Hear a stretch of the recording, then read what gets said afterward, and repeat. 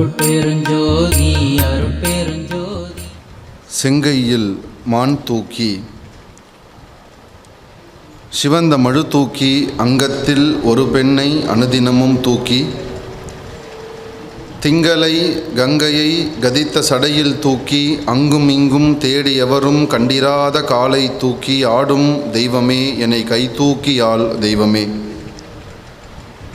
அருட்பெரும் ஜோதி அருட்பெரும் ஜோதி தனிப்பெரும் கருணை அருட்பெரும் ஜோதி. தாயாகி தந்தையுமாய் தாங்குகின்ற தெய்வம், தன்னை நிகரில்லாத தனித்தலைமை தெய்வம், வாயார வாழ்த்துகின்றோர் மனத்தமர்ந்த தெய்வம், மலரடி என் சென்னிமிசை வைத்த பெரும் தெய்வம், காயாது கனியாகி கலந்தினிக்கும் தெய்வம், கருணை நிதி தெய்வம், முற்றும் காட்டுவிக்கும் தெய்வம், சேயாக எனை வளர்க்கும் தெய்வமகா தெய்வம், சிற்சபையில் விளங்குகின்ற தெய்வமதே தெய்வம். நம்முடைய திருவண்ணாமலை சன்மார்க்க சங்கம், வள்ளலார் மிஷன், வள்ளல் பெருமானின் சன்மார்க்க நெறியையும் சன்மார்க்க கருத்துக்களையும் உலகம் முழுதும் தலைமேற்கொண்டு எடுத்து செல்கின்ற பல சன்மார்க்க அன்பர்களுக்கும் சங்கங்களுக்கும் ஒரு முன்னுதாரணமாக இருக்கின்ற பெருமைக்குரியது நம்முடைய வள்ளலார் மிஷன். அந்த வகையிலே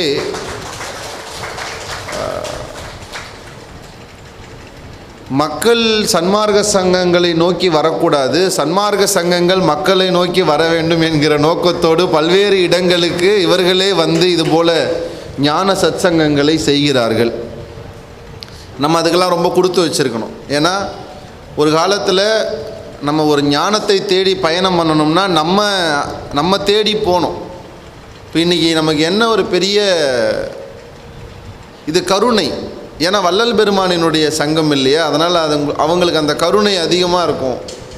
அதனால் அந்த கருணை பாருங்கள், நம்மளை தேடி வந்திருக்காங்க. அவங்க இருக்கிறது திருவண்ணாமலை, நமக்காக சென்னையில் வந்து அந்த திருவொற்றியூரை ரொம்ப அழகாக தேர்ந்தெடுத்து, ஏன்னா இப்போ நீங்கள் யாரெல்லாம் இந்த தெருவில் நடந்து இந்த மண்டபத்துக்கு வந்தீங்க, இந்த தெருவழியாக நடந்து யாரெல்லாம் இந்த மண்டபத்துக்கு வந்தீங்க? பாதி பேர் ஹெலிகாப்டரில் வந்து இறங்குறீங்களோ? சரி, இதை பின்வாசல் ஏதாவது இருக்கோ? எல்லோரும் இந்த பக்கம் தானே வந்தோம். நீங்கள் எந்த தெருவில் நடந்து வந்தீங்க தெரியுமா? எந்த தெருவிலே வள்ளல் பெருமான் ஒற்றியூர் இறைவனை பாடி பாடி நடந்தாரோ அந்த தெருவிலே நாம் நடந்து வந்திருக்கிறோம். இந்த ஒற்றியூர் இன்றைக்கு நாம் எல்லாம் தெய்வமான இடத்திலே வைத்து போற்றுகின்ற வள்ளல் பெருமான் தன் தெய்வ வாழ்வை தொடங்கிய பெருமைக்குரிய இடம் இந்த ஒற்றியூர். ரொம்ப பழமையான ஒரு ஊர். வள்ளல் பெருமான் மட்டும்தான் இந்த சென்னையை முதல்ல சென்னைன்னு சொன்னவர். அதுக்கு முன்னாடி இதுக்கு சென்னைன்னு பேர் கிடையாது, மதராசப்பட்டினம் தான். ரொம்ப பின்னால் தான் நம்மளுடைய தமிழக அரசு இதுக்கு சென்னைன்னு பேர் வச்சுது. தமிழக அரசு பேர் வைப்பதற்கு பல ஆண்டுகளுக்கு முன்னாலேயே இந்த மதராசப்பட்டினத்தை தருமமிகு சென்னையில்னு பாடினது வள்ளல் பெருமான் தான். இதுக்கு அந்த பேர் அவர் தான் முதல்ல வச்சார். அவர் வெறும் சென்னைன்னு வைக்கல,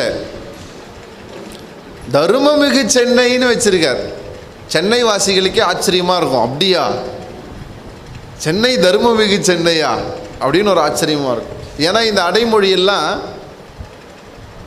திருவாரூருக்கோ திருப்பெருந்துறைக்கோ காஞ்சிபுரத்துக்கோ கொடுத்தா பொருத்தமாக இருக்கும்னு நினைப்போம். தருமமிகு காஞ்சி பொருத்தமாக இருக்கு, தருமமிகு ஆரூர் பொருத்தமாக இருக்குது, தருமமிகு சென்னை எங்கோ இடிகிற மாதிரியே இருக்குல்ல. நமக்கு தருமத்தையும் சென்னையும் ஒன்றாவே சேர்க்க முடிய மாட்டேங்குது. ஏன்னா அந்த நகரமயமாதல். வள்ளல் பெருமான் ஏன் இங்கேருந்து போனார் தெரியுங்களா? இந்த சிட்டி என்விரான்மெண்ட்டுக்குள்ளே இருந்தால் என்னால் ஆன்மீக பயணம் பண்ண முடியாதுங்கிறதுக்காகவே இதை விட்டுட்டு போனார். அப்படின்னா என்னன்னா, இந்த நகரமயமாதல் கூட நம்ம கெடுக்கும்னு அர்த்தம். நம்மளுடைய ஆன்மீக பயணத்துக்கு ஒரு இடையூறு உருவாக்கும்னு. எனக்கு இந்த நகர வாழ்க்கை வேண்டாம்னு தான் வள்ளலார் இங்கிருந்து கருமொழி போனார். அதுக்காக உங்கள் எல்லாரையும் ரெசிடென்ஷியல் ஏரியாவை மாற்றிருங்கன்னு நான் சொல்லலை.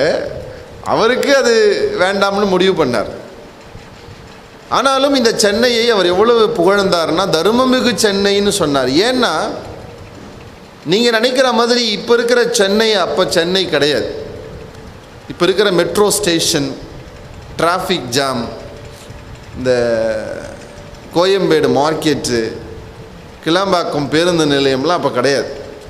அப்போ எது சென்னைனா, திருவான்மையூரும் திருமயிலாப்பூரும் திருவொற்றியூரும் தான் சென்னையாக இருந்தது.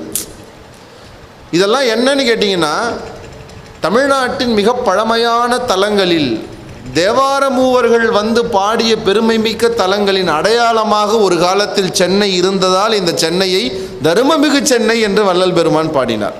அதுதான் காரணம். சென்னைன்னு எடுத்திங்கன்னா, இந்த திருவான்மையூர் திருமயிலாப்பூர் வரிசையிலே இந்த திருவொற்றியூர் ரொம்ப பெருமை நிறைந்தது.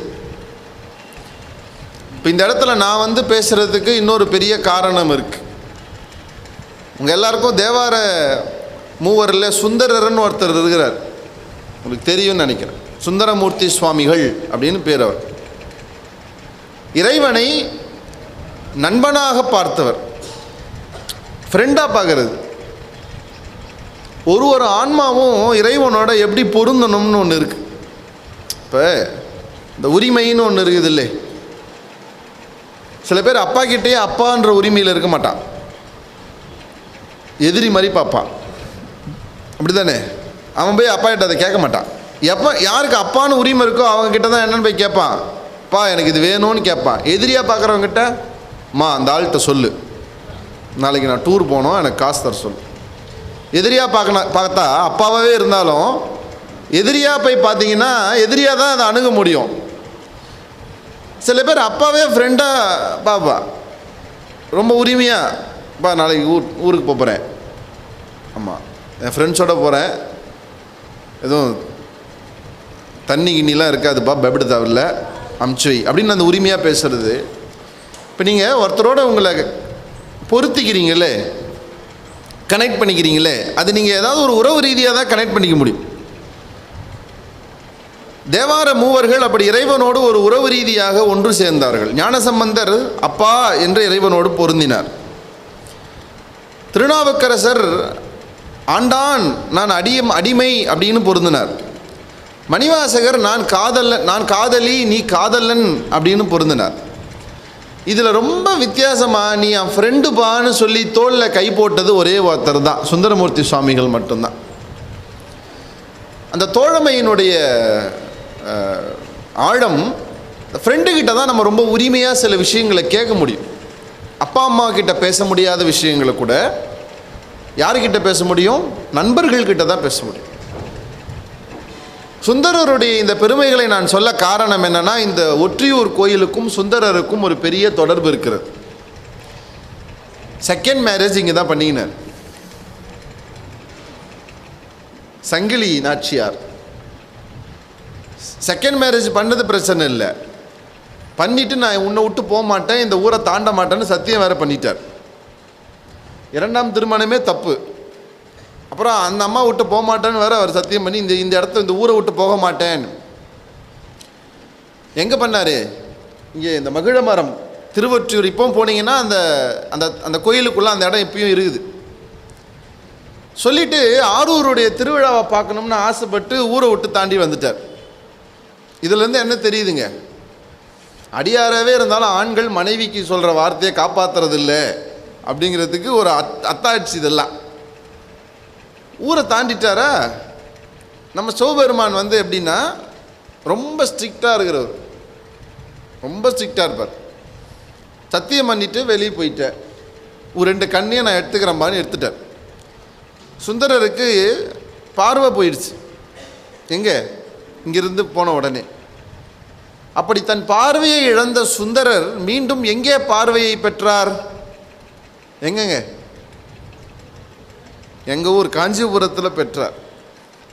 இப்போ நான் இங்கே வந்து பேசுகிறதுக்கு ஒரு தொடர்பு இருக்குன்னு சொன்னேன்ல, எங்கே சுந்தரர் கண்ணை பெற்றாரோ அந்த ஊரில் இருந்த நான் வந்து எங்கே சுந்தரர் கண்ணை இழந்தாரோ அந்த ஊரிலே வந்து பேசுகிறேன். இதுதான் ஒரு பெரிய தொடர்பு அப்படின்னு சொன்னேன்.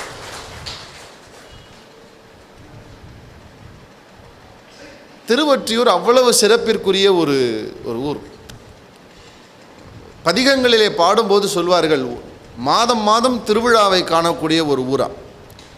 வீட்டுக்கு வீடு அரிசியை பொங்கி வாசலில் போட்டு வந்தவருக்கெல்லாம் சாப்பாடு போடக்கூடிய ஒரு ஊர் இந்த ஊரா. அப்படி ஒரு திருவிழா கோலம் பூண்டிருந்த ஒரு ஊர் இந்த திருவொற்றியூர் அப்படின்றத நம்ம பார்க்கிறோம். இந்த ஊரிலே உரைகின்ற சிவபெருமானை நம்முடைய வள்ளல் பெருமான் பாடுகிற போது ரொம்ப அழகிய தமிழில் பாடுவார். வள்ளல் பெருமான் பாடிய திருவருட்பா பாடல்களில் பெரும்பான்மையான பாடல்கள் திருவொற்றியூரிலே உரைகின்ற பெருமானின் மீது பாடிய பாடல்கள் அப்படிங்கிறத நான் ஏற்கனவே சொல்லியிருந்தேன். அதில் ரொம்ப இங்கே இருக்கிற வடிவுடை மாணிக்கம் அம்பாள், அந்த அம்பாள் வந்து அவ்வளவு அன்பாக இருந்தார். ஏன்னா அந்த அம்பாள் இவருக்கு வந்து சாப்பாடு போட்டா அப்படின்னு இவர் நம்புறார். பசியோடு இருந்தப்போ அந்த அம்மா வந்து அந்நியார் வேஷத்தில் வந்து சாப்பாடு போட்டாங்க அப்படின்னு வள்ளல் பெருமான் ரொம்ப நம்பினார். அப்படி வள்ளல் பெருமானோட ரொம்ப ரொம்ப பொருந்தக்கூடிய ஒரு இடம் இந்த திருவொற்றியூர். அதனால் அவர்கள் சென்னையிலே இந்த திருவொற்றியூரை தேர்ந்தெடுத்திருக்கிறார்கள். உங்களெல்லாமே இங்கே வர வைக்கணுங்கிறதுக்காக தான்.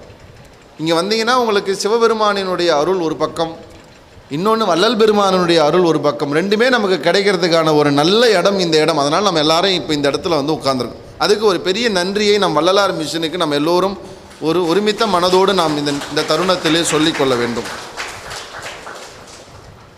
சரி, எதுக்கு வந்திருக்கிறோம்? பாதி பேருக்கு இன்றைக்கி சண்டே, வேறு எந்த வேலையும் இல்லை, அதனால் வந்திருக்கிறோம். சில பேருக்கு ஆன்ம தேடலோடு வந்திருப்போம்.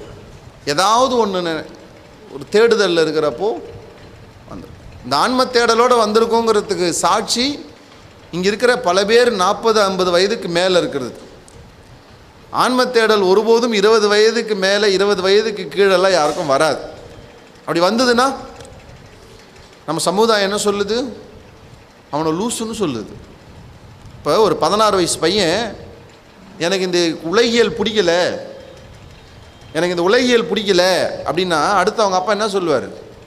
நல்ல ஹாஸ்பிட்டல் கூப்பிட்டு போகணும், அப்படி தானே சொல்கிறாங்க. ஆன்மீகத்தை நோக்கி, ஞானத்தை நோக்கி பயணப்படணும்னா அதுக்கு ஒரு வயசு வச்சுட்டோம். நம்ம எப்படி வச்சுட்டோம்? கல்யாணம் பண்ணணும், குழந்தை பெற்றுக்கணும், சந்தோஷமாக இருக்கணும், வாழணும், எல்லாமே முடிஞ்சிட்டதுக்கப்புறமா நீ எங்கே வரணும்? ஆன்மீகத்துக்கு வரணும். அதாவது சுகர் வந்ததுக்கப்புறம் ஸ்வீட்டை விடுற மாதிரி. சுகர் வந்ததுக்கப்புறம் ஸ்வீட்டை விடுற, அதுக்கு பேர் ஸ்வீட்டை விடுறது இல்லை, ஸ்வீட்டு ஒன்று விட்டுருச்சுன்னு அர்த்தம். அப்படி தானே? அப்படி தானேங்களே? சுகர் வந்ததுக்கப்புறம் ஸ்வீட்டு விடுறது. நான் எப்போதும் சொல்வேன், இந்த உலகத்திலே பெறுவது சுலபமா இழப்பது சுலபமா? இல்லை, இப்படி வச்சுக்கோங்க, இந்த உலகத்திலே பெறுவது கடினமா இழப்பது கடினமா?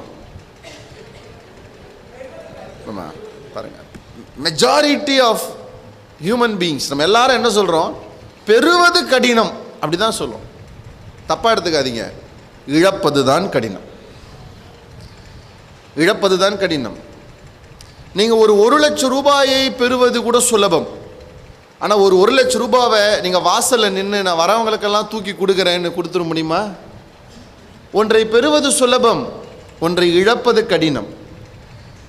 இந்த உலகியல் வாழ்க்கையை வாழ்வது, இதில் கிடைக்கிற சந்தோஷங்களை உள்வாங்கிக் கொள்வது சுலபம், ஈஸியாக ஜாலியாக வாங்கிக்கலாம். ஆனால் இந்த உலகியல் வேணாம்னு நீங்கள் இதுக்கு எதிராக நிற்கிறது இருக்குல்ல, அது ஈஸியா? புத்தர் இருக்கிறாரு. ரெண்டு விஷயம் இருக்குது. சாமியாராக போகிறதுல 2 விஷயம் சொல்கிறாங்க. ஒன்று, வேறு வழியே இல்லாமல் சாமியாராக போகிறவங்க இருக்காங்க. ஏன்? அவருக்கு மனைவி இல்லை, நான் மனைவியை துறந்தேன், அப்படிலாம் ஒன்றும் இல்லை, அவர் கல்யாணமே ஆயிருக்காது. இல்லை, கல்யாணம் ஆனாலும் மனைவியை துறக்கிறது ரொம்ப நல்லதுங்கிற ஒரு நிலைமையில் மனைவி இருந்திருப்பாங்க. என்ன, பல பேர் சாமியாராக வரவையான்னு கேளுங்க. ஒன்று கல்யாணம் ஆகியிருக்காது, இல்லை கல்யாணம் ஆகி ஏண்டா பண்ணோம்னு இருந்திருக்கும். ஒன்று இந்த உலகியலை துறப்பதற்கு காரணம் இந்த உலகியலின் மீது இருக்கிற வெறுப்பு. இந்த உலகியல் அவனை வெறுத்துருக்கும், வேறு வழியே இல்லைன்னு அதிலிருந்து தன்னை துண்டித்து கொண்டு அருளியலுக்குள்ளே போகணும்னு நினைக்கிறது. இது பேர் அருளியலுக்குள்ளே போகிறது இல்லை. எது உண்மையான அருளியலுக்குள்ளே போகிறது தெரியுமா? உலகியலுக்குள்ளே இருந்து அது உங்களுக்கு சுகம் கொடுத்த போதும் கூட எனக்கு இனிமேல் இது வேண்டாம் என்று நீங்கள் ஒரு அடி அதிலிருந்து பின்வாங்குகிற அந்த திடம் இருக்கிறதுல அதுதான் உண்மையான அருளியலுக்குள்ளே போகிற ஒரு பெரிய விஷயம். அது யாரால் போக முடியுங்கிறதான் கேள்வி. புத்தருக்கு எல்லா சுகமும் இருந்தது. இப்போ ஒரு பிச்சைக்காரன் தெருவில் இருக்கிறவர் நான் ஒரு துறவி அப்படின்னு சொன்னால் ஆல்ரெடி ஒரு துறவி தான், எதுவுமே தான் இல்லை, எதை துறக்கிறதுக்கு இருக்குது. ஆனால் புத்தர் அப்படி இல்லை. கை தட்டினால் 10 பேர் வந்து எதிரே நின்று என்ன வேண்டும் என்று கேட்கிற ஒரு பெரிய இளவரசர், பின்னாலே அந்த நாட்டினுடைய ராஜாவாகிறார். அவ்வளவு அழகான ஒரு மனைவி யசோதரை. எந்த அளவுக்கு அழகான மனைவினா, மனைவியின் அழகு மனைவியினுடைய முகத்தில் இல்லை, மனைவி நம்மோடு பொருந்துகிற வாழ்க்கையில் அந்த அழகு இருக்கிறது. யசோதரை அவ்வளவு அழகானவள். எவ்வளவு, இவர் துறவு போகிறேன் என்று சொன்னபோது அவரின் துறவின் ஆடையை கூட எடுத்து, அவர் மிக தூர பயணம் செய்யணும்னு கனமான ஆடைகள் வேண்டாம்னு மெல்லிய ஆடைகளை புத்தருக்காக தேர்ந்தெடுத்து அதை பேக் பண்ணி புத்தர் போவதற்காக செய்தவள் புத்தருடைய மனைவி. நிறைய பேர் என்ன நினைக்கிறாங்க, புத்தர் மனைவியை விட்டுட்டு போயிட்டார். புத்தர் மனைவி கிட்ட சொன்னார், புத்தர் மனைவி ஒப்புக்கொண்டார். ஒப்புக்கொண்டது பெரிய விஷயம் இல்லை. தன் கணவர் இந்த வாழ்க்கை வேண்டாம்னு உலகில் துறக்கிறாருன்னா அவர் அதற்கு தயாராகணும்னா அதுக்கு நான் என்ன செய்ய முடியுமோ அதை நான் செய்கிறேன்னு தன் கணவனினுடைய துறவு வாழ்க்கைக்கான துணிமணிகளை கூட எடுத்து வைத்த ஒரு மனைவி யசோதரி. ஆனால் 7 நாளில் போகிறார். குழந்தை பிறந்து 7வது நாள். யாருக்காவது தான் குழந்தை பிறந்த 7வது நாள் அந்த குழந்தைய விட்டு போக ஆசை வருமா? இப்போ தான் அந்த குழந்தை மேலேயே ஆசை வரும், அது சிரிக்கிறது, அது பார்க்கறது. தன் குழந்தை பிறந்த 7வது நாள் அதை விட்டுட்டு போகிறதுக்கு தயாராக இருக்கிறார். போனார். அரண்மனையை விட்டார், சுகபோக பதவியை விட்டார், மனைவியை விட்டார், குழந்தையை விட்டார். நல்லா ஞாபகம் வச்சுக்கோங்க, இது எதுவும் அவருக்கு துன்பத்தை தரலை, இது எல்லாம் அவருக்கு சந்தோஷத்தை தான் கொடுத்துச்சு. ஆனாலும் இந்த எல்லா இன்பங்களையும் தானாக விட்டு உலகியலில் இருந்து கழன்று அருளியலை நோக்கி போனார்லே, அந்த அடியை எடுத்து வைக்கிற இடம்தான் உண்மையிலேயே நாம் நம்ம ஆன்மீக பயணத்தினுடைய முக்கியமான அடியை எடுத்து வைக்கிறோம்னு அர்த்தம். அப்போ எல்லாரும் வீட்டை திறந்தால் தான் வாழ்க்கை வருமா? அப்போ தான் நம்ம வள்ளல் பெருமான் வரார். வள்ளல் பெருமான் இப்போ நமக்கு இந்த ஸ்கூல்லலாம் ஒரு சில ஆசிரியர்கள் இருப்பாங்க, நமக்கு பிடிச்ச மாதிரி இருப்பாங்க, நம்ம வழியிலே வருவாங்க, நம்ம வழியிலே வந்து திருத்துவாங்க. அந்த மாதிரி வள்ளல் பெருமான் எப்படின்னா அவர் நம்ம வழிக்கே வரார். எப்படியும் நம்ம எல்லாரும் கல்யாணத்தெல்லாம் விட்டுட்டு உலகிலெல்லாம் விட்டுட்டு உடனே எல்லாம் வெளியே வர மாட்டோம். வந்தாலும் மனதளவில் வரமாங்கிறது தான் கேள்வி. ஏன் இன்றைக்கி பல செய்திகள் என்ன பார்க்குறோம், திடீர்னு ஒரு மடத்தோட ஆதீனமாக இருக்கிறாரு, பார்த்தா கல்யாணம் பண்ணிக்கிட்டாருன்ட்டு அவர் தூக்கி போட்டு அடிக்கிறாங்க. ஆதீனத்துக்கு துறவி ஆகிட்டாரு, அப்புறம் ஏன் கல்யாணம் பண்ணிக்கிறாரு? கல்யாணம் பண்ணிக்கிறவங்கிற எண்ணம் இருக்கிறவர் எப்படி ஆதீனத்துக்கு மடாதிபதி ஆக முடியும்? ஆக முடியாது. உலகத்துக்காக எனக்கு வேண்டாங்கிறது வேற, உண்மையிலேயே உங்களுக்கு அது வேண்டான்ற மனசு வந்துச்சா? இல்லை. இப்போ நீங்கள்லாம் இங்கே ஏன் வந்திருக்கீங்கன்னு என்னை கேட்டால் எனக்கு தெரியல. ஆனால் நான் நினைக்கிறேன் உங்கள் எல்லாருக்கும் ஒரு பெரிய ஆன்மீக தேடல் இருக்குது. உங்கள் ஆன்மீக தேடலுக்கு, உங்கள் ஆன்மீக பசிக்கு வள்ளல் பெருமான் ஏதாவது ஒரு விருந்து தருவாரா என்று நீங்கள் என்னை கேட்டால் மன்னிக்கவும், வள்ளலார் ஒருபோதும் உங்களுக்கு விருந்து தரமாட்டார். வள்ளலார் உங்களுக்கு நல்ல மருந்தே தருவார் என்று நான் சத்தியமாக சொல்கிறேன். ரொம்ப அழகாக ஒரு பாட்டு பாடினாங்க பாருங்க, அம்பலத்தரசே அருமருந்தே. வள்ளல் பெருமானுடைய சன்மார்க்கம் ஒரு மருந்து. அது கசக்கிற மருந்தானா இல்லை. அம்பலத்தரசே அருமருந்தே ஆனந்த தேனே அருள் விருந்தேங்கிறார். ஒரு மருந்து விருந்தாக முடியுமா?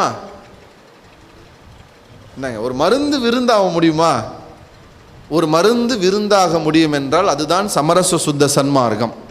அதுதான் இந்த சன்மார்க்கம். ஒரு மருந்து விருந்தாக முடியும்னா அதுதான் இந்த சன்மார்க்கம். இப்போ நீங்கள் எல்லாம் எதுக்கு வந்திருக்கீங்கன்னா விருந்துக்கு வந்துருக்கீங்க. ஒரு மணிக்கு மேலே ஒரு விருந்து இருக்கே, அந்த விருந்து இல்லை. நீங்கள் எல்லாம் சன்மார்க்கம் என்கிற மருந்தை விருந்தாக்கி கொள்வதற்காக வந்திருக்கிறீங்க. இப்போ வந்ததுலேருந்து உங்களுக்கு கொடுத்ததெல்லாம் அதுதான், உங்களுக்கு கொடுத்ததெல்லாம் அந்த விருந்து தான், மருந்து விருந்தாக கொடுத்தாங்க. அது எத்தனை பேர் உள்வாங்கிக்கிட்டோங்கிறது அவங்களுடைய தனிப்பட்டது. நான் இன்னொரு விஷயத்தை ரொம்ப வெளிப்படையாக சொல்கிறேன். சில பேர் பாராயணம்லாம் நம்ம பண்ணிகிட்டு இருக்கும்போது பாராயணத்தை ஒருமுகமாக கேட்க முடியல நம்மளால். ஒரு 60 டிகிரியில் இப்படி கொஞ்ச நேரம் உட்காந்து கேட்டு பார்த்தோம், செட் ஆகலைன்னு உடனே இந்த பக்கம் ஒரு 40 டிகிரி திரும்பி கேட்டு பார்த்தோம், அதுவும் செட் ஆகலைன்னு உடனே ஒரு 30 டிகிரி பின்னாடி சாஞ்சி கேட்டு பார்த்தோம், அப்பயும் செட் ஆகலைன்னு உடனே அவங்க பாட்டு பாடட்டுன்ட்டு நம்ம அமைதியாக விட்டுட்டோம். ஏன் உங்களால் இந்த பாராயணத்துக்குள்ளே ஒன்றிணைய முடியல? சில பேர் ஒன்றிணைந்திருப்பீர்கள், சில பேர் முழுதாக ஒன்றிணைந்திருப்பீர்கள், நான் எல்லாரையும் சொல்லலை. ஆனால் கண்டிப்பாக இதில் சில பேரால் ஒன்றிணைய முடியாமல் இருந்திருக்கும். அது என்ன காரணமாக இருக்கும்னு நினைக்கிறீங்க? முதுகு வலிப்பாலாம் சொல்கிறது அது இல்லை, ஏதோ ஒரு காரணம். நம்மளால் இந்த பாராயணத்தில் சில நேரங்களில் முழுசாக ஈடுபாடாக வர முடியல அப்படின்னா அது என்ன அர்த்தம் தெரியுமா? உங்களுடைய தீவினை பயன் உங்களை சேர விடலை. நம்ம ஒரு வினை பயன் வச்சுருக்கிறோமே, அதை நம்மளை சேர விடாமல் தடுக்கிறதுக்கு முயற்சி பண்ணுது. ஏன்? நீ பாராயணத்தில் சேர்ந்துட்டா உன் தீவினை பயன் போயிடும். அது ஏன் உங்களை சேர விடலை? அது பயப்படுது. ஏன்? அதுக்கு ஆபத்தாக போகுது இப்போது, அதனால் அது உங்களை சேர விடலை. ஒருவேளை நீங்கள் இந்த பாராயணத்தில் சேர்ந்துட்டீங்கன்னா அந்த தீவினை பயன் போயிடும், அதனால் அது உங்களை சேர விடாமல் தடுக்குது. இப்போ போட்டி யாருக்கு? உங்களுக்கும் உங்கள் தீவினை பயனுக்கும் போட்டி. பாராயணத்தில் அந்த போட்டியில் சில இடங்களில் சிலர் ஜெயிச்சிருப்பீங்க, தீவினை தோற்றுருக்கும். பல பேருக்கு தீவினை ஜெயிச்சிருக்கும், நீங்கள் தோற்றுருப்பீங்க. இப்போ சத்சங்கத்துக்கு வந்திருக்கிறோம், 2ஆம் கட்ட போட்டி. இப்போ இந்த சத்சங்கத்தில் யாரெல்லாம் உள்வாங்கி கவனிக்க போகிறீங்கன்னா, யாரெல்லாம் தீவினையோடு எதிர்த்து நின்று ஜெயிக்கிறீங்களோ அவங்களாம் கேட்க போகிறீங்க.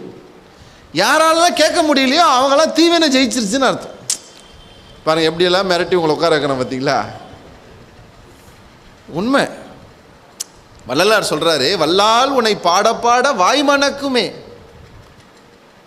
வஞ்ச வினைகள் எனைவிட்டோடி தலைவணக்குமேங்கிறாரு. அப்படின்னா என்ன அர்த்தங்க? நான் வள்ளல் பெருமான் சொல்கிறார், இறைவனை பாடினால், வாயார பாடினால் வஞ்ச வினைகள் எனைவிட்டோடி தலைவணக்குமே. நீங்கள் இறைவனுடைய பற்றிய பாராயணங்களை வாயார பாடினால் பாட பாட உங்கள் வினைகள் உங்களிடமிருந்து வெளியே வந்து உங்கள் முன்னால் கைகட்டி நான் போயிட்டு வரட்டுமான்னு கேட்குமா. அதுக்கு தான் இப்போ பாராயணம் பண்ணாங்க. இவ்வளோ நேரம் ஏன் இவ்வளோ பெரிய பாராயணம் பண்ணாங்கன்னா, அவங்கெல்லாம் ரொம்ப ஃப்ரீயாக உங்களுடைய வினை பயனெல்லாம் வெளியெடுக்கிறாங்க. இந்த அக்குபஞ்சர் இதெல்லாம் போனீங்கன்னா கண்களுக்கு தெரியாத தசை பிடிப்புகள்லாம் வெளியில் எடுக்கிறான்றாங்கல்ல, அந்த மாதிரி இப்போ இவங்க என்ன பண்ணியிருக்காங்க இவ்வளோ நேரம்னா, உங்களுக்கு தெரியாது, உங்கள் தீவினை பயனை உங்ககிட்ட இருந்து வெளியே எடுக்க முயற்சி பண்ணி எடுத்துக்கிறாங்க. ஆமாம், ஆப்ரேஷன் லெவலுக்கே போயிட்டார். ஆமாம், இது ஒரு ஆப்ரேஷன் தான், கண்ணுக்கே தெரியாத ஒரு இன்விசிபிள் ஆப்ரேஷன். உங்களுடைய தீவினை பயனை உங்ககிட்ட இருந்து எடுக்கிறதுக்கான முயற்சி அவங்க செஞ்சுருக்கிறாங்க. இப்போ அதனுடைய தொடர்ச்சியை என்கிட்ட இப்போ ஒப்படைச்சிருக்கிறாங்க. அடுத்த ஆப்ரேஷன் தேட்டருக்கு உங்களை அமைச்சிருக்கிறாங்க எல்லாரையும். நாம் இன்றைக்கு சிந்திக்க போகிற தலைப்பு எல்லாருக்கும் தெரிந்த 3 விஷயங்கள் தான். ஒரு மனிதன், தலைப்பெல்லாம் பார்த்தீங்களா? அதாவது ஏன்னா இப்போல்லாம் பேச்சாளர்களே பார்க்குறது இல்லை, அப்படியே தான் உட்காந்துக்கு. ஒரு மனிதன், ஒரு குடும்பம், ஒரு உலகம். தமிழ் இலக்கணப்படி அது ஓர் உலகம்னு வரணும், இதனால ஒரு உலகம்னு போட்டிருக்காங்க, தப்பு இல்லை, இருந்துட்டு போகுது. ஒரு மனிதன், ஒரு குடும்பம், ஓர் உலகம். இந்த தலைப்பில் நம்ம இன்றைக்கி சிந்திக்க போகிறோம். சிந்திப்பதற்கு முன்னால் நான் உங்களுக்கு பாரதியாரினுடைய ஒரு பாடலை உங்கள் எல்லாருக்கும் முன்னாலும் சமர்ப்பணம் செய்துவிட்டு நான் என்னுடைய இந்த சத்சங்கத்தை தொடங்கலாம் என்று நினைக்கிறேன். ஓ, இனிமே தான் தொடங்கவே போறியா அப்படிங்கிறீங்களா? பயப்படாதீங்க. பாரதியார் பாடல்கள் எனக்கு ரொம்ப பிடிச்சது, நல்லதோர் வீணை செய்தே அதை நலம் கெட புழுதியில் எறிவதுண்டோ, சொல்லடி சிவசக்தி என்னை சுடர்மிகும் அறிவுடன் படைத்து விட்டாய், வல்லமை தாராயோ இந்த மாநிலம் பயனுற வாழ்வதற்கேன்னு ஒரு பாட்டு இருக்கும். அதில் ரொம்ப அழகாக ஒன்று சொல்லுவார். விசையுறு பந்தினை போல் உள்ளம் வேண்டியபடி செல்லும் உடல் கேட்டேன். நீங்கள் இந்த சத்சங்கத்தினுடைய நிறைவில் ஒரு 3 விஷயத்தை கடவுள்கிட்ட கேட்டுக்கோங்க. இந்த 3 விஷயத்தை கடவுள்கிட்ட கேட்டுக்கோங்க. விசையுறு பந்தினை போல் உள்ளம் வேண்டியபடி செல்லும் உடல் கேட்டேன், நசையறு மனம் கேட்டேன். முதல்ல என்ன கேட்கிறார் பாருங்க, விசையுறு பந்தினை போல் உள்ளம் வேண்டியபடி செல்லும் உடல் கேட்டேன். நம்மளுடைய உடம்பு எப்படி இருக்கணுமா? விசையுறு பந்தினை போல் இருக்கணுமா? அப்படின்னா என்ன? இப்போ நான் ஒரு பால் எடுக்கிறேன் கையில், அது இப்படி அடிச்சேன்னா நான் எப்படி அடிக்கிறேனோ அவ்வளோ வேகத்தில் அந்த பால் போதில்லை. அந்த மாதிரி என் மனசு என்ன சொல்லுதோ அந்த மாதிரி என் உடம்பு செய்யணுமா? நம்ம எழுந்துருமா, ரொம்ப நேரமாக எழுந்துருந்தாமா இருக்கிறேன், இன்னும் எழுந்துக்க முடியலமா அப்படிங்கிறோம்ல. நம்ம உடம்பு மனசு சொல்கிறது செய்கிற அளவுக்கு இல்லை. மனசு இருக்கிற வேகத்துக்கு உடம்பு இருக்குதா? இல்லை. எல்லாரும் கையை தூக்குங்கன்னா சொல்லி அரை மணி நேரத்துக்கு அப்புறம் தான் கை தூக்க ஆரம்பிப்போம். ஏங்க இப்போ தான் தூக்குறீங்க? நான் தூக்கி அரை மணி நேரம் ஆகுதுங்க, இப்போ தான் தூக்கினே இருக்கு, கை முடியல. பாரதி கேட்குற முதல் விஷயம் அதுதான். விசையுறு பந்தினை போல் உள்ளம் வேண்டியபடி செல்லும் உடல் கேட்டேன், நசையறு மனம் கேட்டேன். நசைனா என்னங்க? நசைனா என்னங்க? பரவாயில்லையே. எப்பவுமே நானும் பார்க்குறேன், நம்ம சத்சங்கத்துக்கு யாராவது தெரியாதவங்க வருவான்னு பார்த்தா எல்லாம் தெரிஞ்சவங்க தான் வந்து உட்காந்துட்டு என்னை பயமுறுத்துகிற மாதிரி இருக்கு. ஆசை, நசைனா ஆசை. நசை அரு மனம் கேட்டேன். நம்ம மனசு எப்படி இருக்கணுமா? ஆசையை அறுக்கிற மனமாக இருக்கணும். ஆசை அருமீன்கள், ஆசை அருமீன்கள் ஈசனோடாயினும் ஆசை அருமீன்கள். யார் சொல்கிறது? திருமூலர். கடவுள் மேலே கூட ஆசை வைக்காதறாங்கிறார். ஆசையே வைக்காத, அப்போ நான் கடவுள் மேலே ஆசை வச்சுக்கிறதே, கடவுள் மேலே கூட ஆசை வைக்காத. ஆசை அருமீன்கள், ஆசை அருமீன்கள் ஈசனோடாயினும் ஆசை அருமீன்கள். நசை அரு மனம் கேட்டேன், அசைவரு மதி கேட்டேன். நம்மளுடைய அறிவு எப்படி இருக்கணுமா? அசையக்கூடாது. அசையக்கூடாதுன்னா என்னங்க? நம்ம அறிவோட பெரிய பிரச்சனை என்ன தெரியுமா? இப்போ இன்னைக்கு பல பேர் சத்சங்கத்துக்கு வரல. ஏன்னு நினைக்கிறீங்க? அசை உரு மதி. அது ஏன்? போகலாம், போகாமல் போனாலும் என்ன, போகாமல் இருந்தாலும் நல்லா தானே இருக்கும். வெயிலாக இருக்கு, இல்லை இருந்தாலும் பரவாயில்ல போகலாம், இல்லை வேணாம் வெயிலாக தான் இருக்குது போக வேணாம். அசை ஒரு மதி. அது அசைவர மதி கேட்டேன், இவை அருள்வதில் உனக்கெதும் தடை உள்ளதோ சொல்லடி சிவசக்தின்னு பாரதி கேட்டார்ல. இந்த 3 விஷயத்தை நீங்கள் எல்லாரும் கேட்கணும். விசையுறு பந்தினை போல் உள்ளம் வேண்டியபடி செல்லும் உடல், நசையறு மனம், அசைவரு மதி. இந்த 3ம் நீங்கள் கேட்டு பெறுங்கள். யாருக்கெல்லாம் இந்த 3ம் கைகூடுகிறதோ உங்கள் ஆன்மீக வாழ்க்கை மிக பிரகாசமாக உங்களை கொண்டு போய் சேர்க்கும் என்பது சத்தியம். இந்த 3ஐயும் நாம் கேட்டு பெற வேண்டும். இதை ஒரு பெரிய பிரார்த்தனையாக இந்த நேரத்தில் நம்ம வச்சுட்டு நம் தலைப்புக்கு நம்ம போகலாம். ஒரு மனிதன், இங்கே யாரெல்லாம் மனுஷங்க? இன்னும் ஒருத்தர் கூட கை தூக்கலன்னா ரொம்ப தைரியமாக இருக்கீங்க நினைக்கிறேன். சில பேர் நான் தெய்வம்னு கூட நடிச்சிருக்கலாம், நான் தெய்வ பிறவிப்பாளா கை தூக்க மாட்டேன். பாருங்க, மனுஷங்கன்னா என்னன்னு ஒரு அளவுகோல் வேணும். கை கால் முளைத்ததெல்லாம் மனுஷன் ஆயிடுமா? அப்படியா? கிடையாது.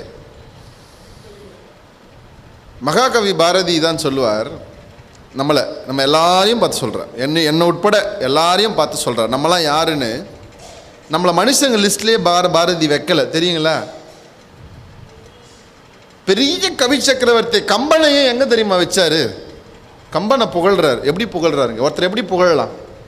ராஜா, தெய்வம், தேவதேவன், இப்படிலாம் புகழலாம். பாரதி எப்படி தெரியுமா புகழ்றாரு? கம்பன் என்றொரு மானிடன் வாழ்ந்ததும், காளிதாசன் கவிதை புனைந்ததும், கம்பன் என்றொரு மானிடன் வாழ்ந்ததும். கம்பருக்கு என்னங்க புகழ்ச்சி கொடுக்குறாரு? கம்பன் ஒரு மனுஷன் வாழ்ந்ததே, அவன் மனுஷன் தானையா, அதாவது தடியா கம்பன் என்ற ஒரு மனிதன் வாழ்ந்ததும்னா அப்போ அடுத்து நீ கேள்வி கேட்கணும், அப்போ நம்மலாம் கம்பனையே அவர் எங்கே வைக்கிறாரு? கம்பன் என்றொரு மனிதன் வாழ்ந்ததுமா, கம்பன் என்றொரு மானிடன் வாழ்ந்ததும், காளிதாசன் கவிதை புனைந்ததும். இப்போ அடுத்து நான் கேட்கணும்ல, ஏங்க கம்பரையே நீங்கள் மனுஷ லிஸ்ட்டில் வச்சுருக்கீங்களே, அப்போ எங்களெல்லாம் எந்த லிஸ்ட்டில் வச்சுருக்கிறீங்க அப்படின்னா, பாரதி சொல்கிறார் நம்ம எல்லாரையும், உண்டு உண்டு உறங்கி இடர் செய்து செத்திடும் கலக மானிட பூச்சிகள்ன்றார். யாரை? நம்மளெல்லாம் என்னன்னு சொல்கிறாருங்க, பூச்சி வகையாரால் வச்சுக்கிறார். நம்மளெல்லாம் மனுஷ வகையாராலே வைக்கலை. அதுவும் நம்ம என்ன மாதிரி பூச்சியா? சாதாரண பூச்சி இல்லையா? உண்டு உறங்கி சாப்பிட்றதும் தூங்குறதும், இந்த ரெண்டுத்துக்கும் நடுவில் என்ன செய்வோமா? இடர் செய்து அப்படின்னா என்ன? ஒன்று அடுத்தவனுக்கு நாசமாக போனால் ஏதாவது செய்வான், இல்லை அவனுக்கு அவனே நாசமாக போக ஏதாவது செஞ்சுப்பான். இதான் அவன் செய்வான். உண்டு உறங்கி இது ரெண்டும் இல்லாத மீதி நேரம் என்ன செய்வானா? இடர் செய்து, அப்புறம் கடைசியில் என்ன தான் பண்ணுவான்? செத்து தான் போகிறான், வேற என்ன பண்ண போகிறான்? அதுதான் அவன். உண்டு உறங்கி இடர் செய்து செத்திடும் கலக மானிட பூச்சின்றார். நம்மளாம் சாதாரண மானிடம் கூட நம்மளாம் கலக மானிடம்ங்கிறார். நம்ம எல்லாருக்கும் அந்த இயல்பு இருக்கா இல்லையா பாருங்க. ஒரு மாமியார்னு ஒருத்தவங்க ஸ்டாண்டில் நின்னாங்கன்னா, மருமகளோட 1000 சண்டை இருந்தாலும் மகன் வரும்போது சொல்லாமல் இருக்கிறாங்களா? தான் பக்கம் நியாயம் இருக்கிற மாதிரியே டைமென்ஷனில் சொல்லுவாங்க. மருமக அவன் கணவர்கிட்ட சொல்லாமல் இருக்கிறாங்களா? அவங்க பக்கம் நியாயம் இருக்கிற மாதிரியே டைமென்ஷனில் சொல்லுவாங்க. எல்லாரும் ஒரு அந்த கலகம் செய்கிறதுலேயே தான் இருப்போம். எல்லாத்துலேயும், வேலை செய்கிற இடத்துல, அரசியலில், எல்லாத்துலேயும். பாரதி சொல்கிறார், இவங்கெல்லாம் பூச்சிங்கிறார். நம்மளெல்லாம் மனுஷங்க இல்லைன்ட்டார் பாரதி. தப்பாக எடுத்துக்காதீங்க, நான் சொல்லலை, பாரதி சொல்கிறார் நம்மெல்லாம் பூச்சிங்கிறார். இப்போ யார் மனிதர்கள்னா கம்பன் மனிதன்கிறார். இப்போ வேற யார் மனுஷங்க? மனிதர்கள் என்றால் யார் என்று தொல்காப்பியர் ஒரு இலக்கணம் சொல்கிறார். ஒரு உயிர்களை வகைப்படுத்தும் போது சொல்கிறார், ஒன்றறிவதுவே உற்றறிவதுவே, இரண்டறிவதுவே அதனோடு நாவே, மூன்றறிவதுவே அதனோடு மூக்கேன்னு ஒரு இலக்கணம் வகுக்கிறார். யார்? தொல்காப்பியர். இப்போ சொல்கிறாரு, எதுக்கெல்லாம் தொட்டா உணர்கிற அறிவு இருக்குதோ அதெல்லாம் ஓர் அறிவு. அதுக்கு அந்த ஒரு அறிவு மட்டும்தான் இருக்கும். அப்படின்னா எதுங்க? தாவரங்கள். தாவரத்துக்கு தொட்டா உணரும். எப்படிப்பா நீ சொல்கிறேன்னா, தொட்டாச்சிலிங்கியை போய் தொட்டு பாருங்க, தொட்டால் உணரும். அதனால் தாவரங்கள் ஓர் உயிர். தொட்டால் உணர்வதோடு நாக்கால் சுவைக்கிற தன்மை இருப்பதெல்லாம் ஈருயிர். தொட்டு நாக்கால் உணர்வதோடு முகர்கின்ற தன்மை இருப்பதெல்லாம் மூவுயிர். இந்த மூன்றோடு கேட்கும் திறன் இருந்தால் 4. இந்த 4ஓடு பார்க்கும், 3 பார்க்கும், 4 கேட்கும், அதுக்கப்புறம் 5 சுவைக்கும், 6வது நமக்கு என்ன தெரியுமா சொன்னார்? நம்ம இப்போ 6 அறிவுக்கு வந்துட்டார். இப்போ நமக்கு எல்லாமே இருக்குது. தொடு உணர்வு இருக்குது, கேட்குறது இருக்குது, பார்க்குறது இருக்குது, நுகர்றது இருக்குது, சாப்பிட்றது இருக்குது, 5மே இருக்குது. இப்போ மனுஷனை எதில் சேர்க்கறது? இப்போ மனுஷனுக்கு ஒன்று எக்ஸஸாக வேணும்ல, இதுக்கிட்ட இல்லாதது. எதுக்கிட்ட இல்லாதது? நாய்கிட்டையோ நரிக்கிட்டையோ இல்லாத ஒன்று நம்மக்கிட்ட இருக்குது. என்ன சொல்லுங்க பார்ப்போம். தொல்காப்பியருடைய இந்த பாட்டை யாராவது படிச்சிருக்கீங்களா? படிச்சிருப்பீங்க. என்ன தெரியுமா சொன்னார்? ஆறறிவதுவே அது என்னவா? மனமேங்கிறார். அப்படின்னா என்னவா? மனசு மனுஷனுக்கு மட்டும்தான் இருக்கு, வேற எதுக்கும் கிடையாது.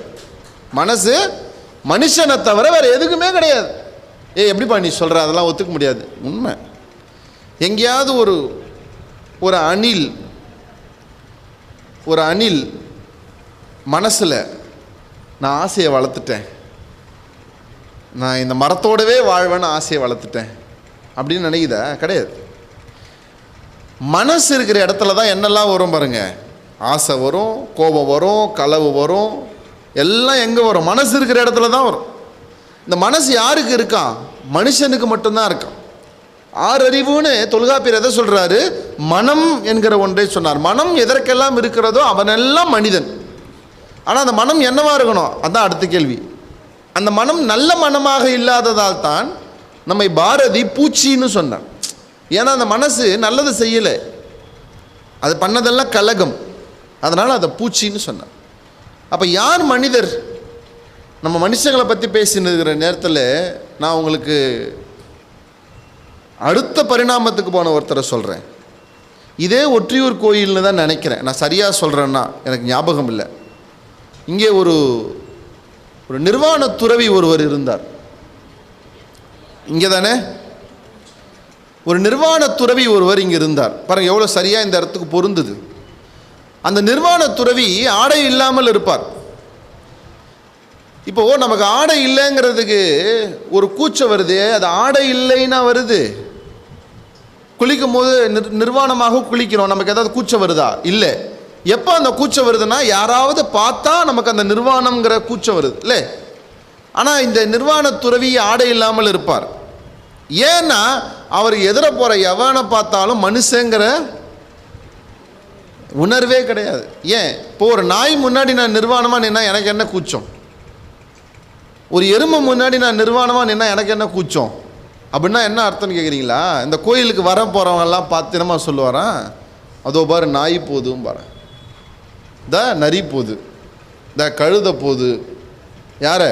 கோயிலுக்கு போகிறேன் நம்மளெல்லாம். இப்போ ஒரு வேளை இப்போ இருந்திருந்தாருன்னா நமக்கு என்ன பேர் வச்சுருப்பாருன்னு தெரில. டைனோசர் போதுன்னு கூட சொல்லியிருப்பார் நம்மளெல்லாம். ஆமாம், ஒன்றுத்துக்கும் ஒரு பேர் சொல்லுவார். ஏன்னா அவருக்கு அந்த வாசனை.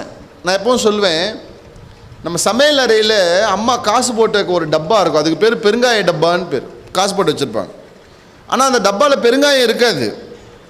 அந்த டப்பாவை நல்லா 10 முறை கழுவி கூட வச்சுருப்பாங்க. ஆனாலும் அந்த டப்பாவை திறந்து மோந்திங்கன்னா பெருங்காய வாசனை வரும். அந்த மாதிரி சில பேர் மனித தேகம் எடுத்த பின்னும் கூட இதற்கு முன்னால் வாழ்ந்த நாய், நரி, கழுத பிறவியினுடைய வாசனை சில பேருக்கு இன்னுமே இருக்குது. அந்த நிர்வாண துறவிக்கு அது தெரியும். அதனால் அவர் என்ன பண்ணுவார், எப்போ யார் போனாலும் உடை போட மாட்டார். ஏன்? இங்கே மனுஷனுங்களே இல்லை, நான் ஏன் நிர்வாணமாக இருந்தால் எனக்கு என்ன பிரச்சனை? யாராவது நடந்து போகும்போது நாய் போதுப்பார், அதோ நரி போதுப்பார், எருமை போதுப்பார், கழுத போதுப்பாரும்பார். கோவம் வரும் எல்லாருக்கும். என்ன இவர் நம்மளை போய் கழுதங்கிறாரு, எருமைங்கிறாரு. அப்படி இருந்த ஒரு சமயத்திலே வள்ளல் பெருமான் இங்கே வரணும்னு வரார். அப்போ அவருடைய அணுக்க தொண்டர்கள் சொல்கிறாங்க, சாமி இந்த பக்கமாக போவேணாம், அங்கே ஒரு துறவின்னு ஒருத்தர் இருக்கிறாரு, கொஞ்சம் ஒரு மாதிரி எல்லாரையும் பேசுகிறாரு, அந்த பக்கமாக நம்ம போவேணா. வள்ளலார் சிரிச்சுக்கிட்டு அவர் பாட்டு நேராக போனார் பாருங்க. வள்ளலாரை பார்த்தவுடன் அந்த துறவி வேக வேகமாக ஓடி ஒரு துணியை எடுத்து தன்னுடைய நிர்வாணத்தை மறைத்து கொண்டார். எல்லாரும் ஆச்சரியமாக பார்த்தாங்க, என்ன நிர்வாணமாக இருக்கிறவர் முதல்ல ஒரு நிர்வாணத்தை மறைக்கிறாருன்னா இதோ ஒரு உத்தம மனிதன் போகின்றான் என்று வள்ளல் பெருமானை பார்த்து சொன்னார். மனிதன் என்கிற ஒரு புள்ளிக்கு பின்னால் மனித பூச்சிகளாக நாம் இருக்கிறோம். மனிதன் என்கிற புள்ளிக்கு அந்த பக்கம் உத்தம மனிதனாக வள்ளலார் இருக்கிறார். எதற்காக இந்த சத்சங்கம் ஏற்பாடு செய்யப்பட்டிருக்கிறது என்றால், மனித பூச்சிகளாக இருக்கிற நாம் எல்லாம் உத்தம மனிதர்களாக ஆக வேண்டும் என்பதற்காக இந்த ஞான சத்சங்கம் ஏற்பாடு செய்யப்பட்டிருக்கிறது என்பதை நாம் மனதிலே நிலைநிறுத்தி கொள்ள வேண்டும். இப்போ நம்ம நேராக உத்தம மனிதன் ஆக முடியாது. முதல்ல நம்ம என்ன ஆகணும்? மனுஷனாகும். நடுவில் ஒன்று இருக்குது இல்லை, நம்ம முதல்ல இப்போ மனுஷனாகும். இப்போ அந்த துறவி நம்மளை பார்த்து உத்தம மனிதன் போகின்றான்னு சொல்ல தேவையில்லை, அட்லீஸ்ட் மனுஷன் போகிறானாவது நம்மளை சொல்லணும்ல. அதுக்கு நம்ம என்ன தயாராகிறோன்றத நம்ம மனதிலே நிலைநிறுத்தி கொள்ள வேண்டும். ஒரு மனிதன், இந்த தலைப்பில் நாம் பார்க்கிறோமே, அந்த ஒரு மனிதன் என்று இந்த ஆன்மீக வரலாற்றில் ஒரு உத்தம மனிதன் என்கிற பெயரிலே நிற்கிறவர் நம் வள்ளல் பெருமான் என்பதை நாம் இந்த நேரத்திலே உள்வாங்கிக் கொள்ள வேண்டும். இந்த உத்தமன் என்பது ரொம்ப அழகான வார்த்தை. நீங்கள் எல்லாம் உத்தம மனிதராக வேண்டும் என்றால் என்ன செய்யணும்? இப்போ வள்ளலார் சொல்வார், ஒருமையுடன் நினது திருமலரடி நினைக்கின்ற உத்தமர்தம் உறவு வேண்டும். அங்கேயும் உத்தமர் வராரு பாருங்க. ஒருமையுடன் நினது மலரடி நினைக்கின்ற உத்தமர்தம் உறவு வேண்டும் கேட்கிறார். நான் யோசித்தேன், ஒருமையோடு உன்னை வணங்குகின்றவர்கள் உறவு வேண்டும்னு எழுதினாலே போதும். அது ஏன் நடுவில் ஒரு உத்தமர் எடுத்துன்னு வந்து வச்சார் வள்ளலார்? ஒருமையுடன் நினது திருமலரடி நினைக்கின்றோர் உறவு வேண்டும் கூட எழுதலாம். ஏன் அங்கே உத்தமரை வச்சார்னா, வள்ளலார் நமக்கு ரொம்ப என்ன சொல்கிறது, ஒரு லாங் விஷன்னு சொல்லுவாங்க. ஒரு பெரிய நீல பார்வையிலே அவர் பார்த்து சொன்னார், என்ன இல்லைடா, எதிர்காலத்தில் ஒருமையோடு இறைவனை வேண்டுகிறேன்னு சொல்லி நிறைய பேர் கிளம்புவானுங்க, சாமியார் வேஷம் போட்டிருப்பானுங்க, காவியில் இருப்பானுங்க, நான் தான் கடவுள்னு ஆசீர்வதிப்பானுங்க, ஆனால் உத்தமனாக இருக்க மாட்டானுங்கடாங்கிறார். பார்க்க எல்லாரும் ஒருமையுடன் எனது திருமலரடி நினைக்கின்ற மாதிரி தான் தெரிவாங்க.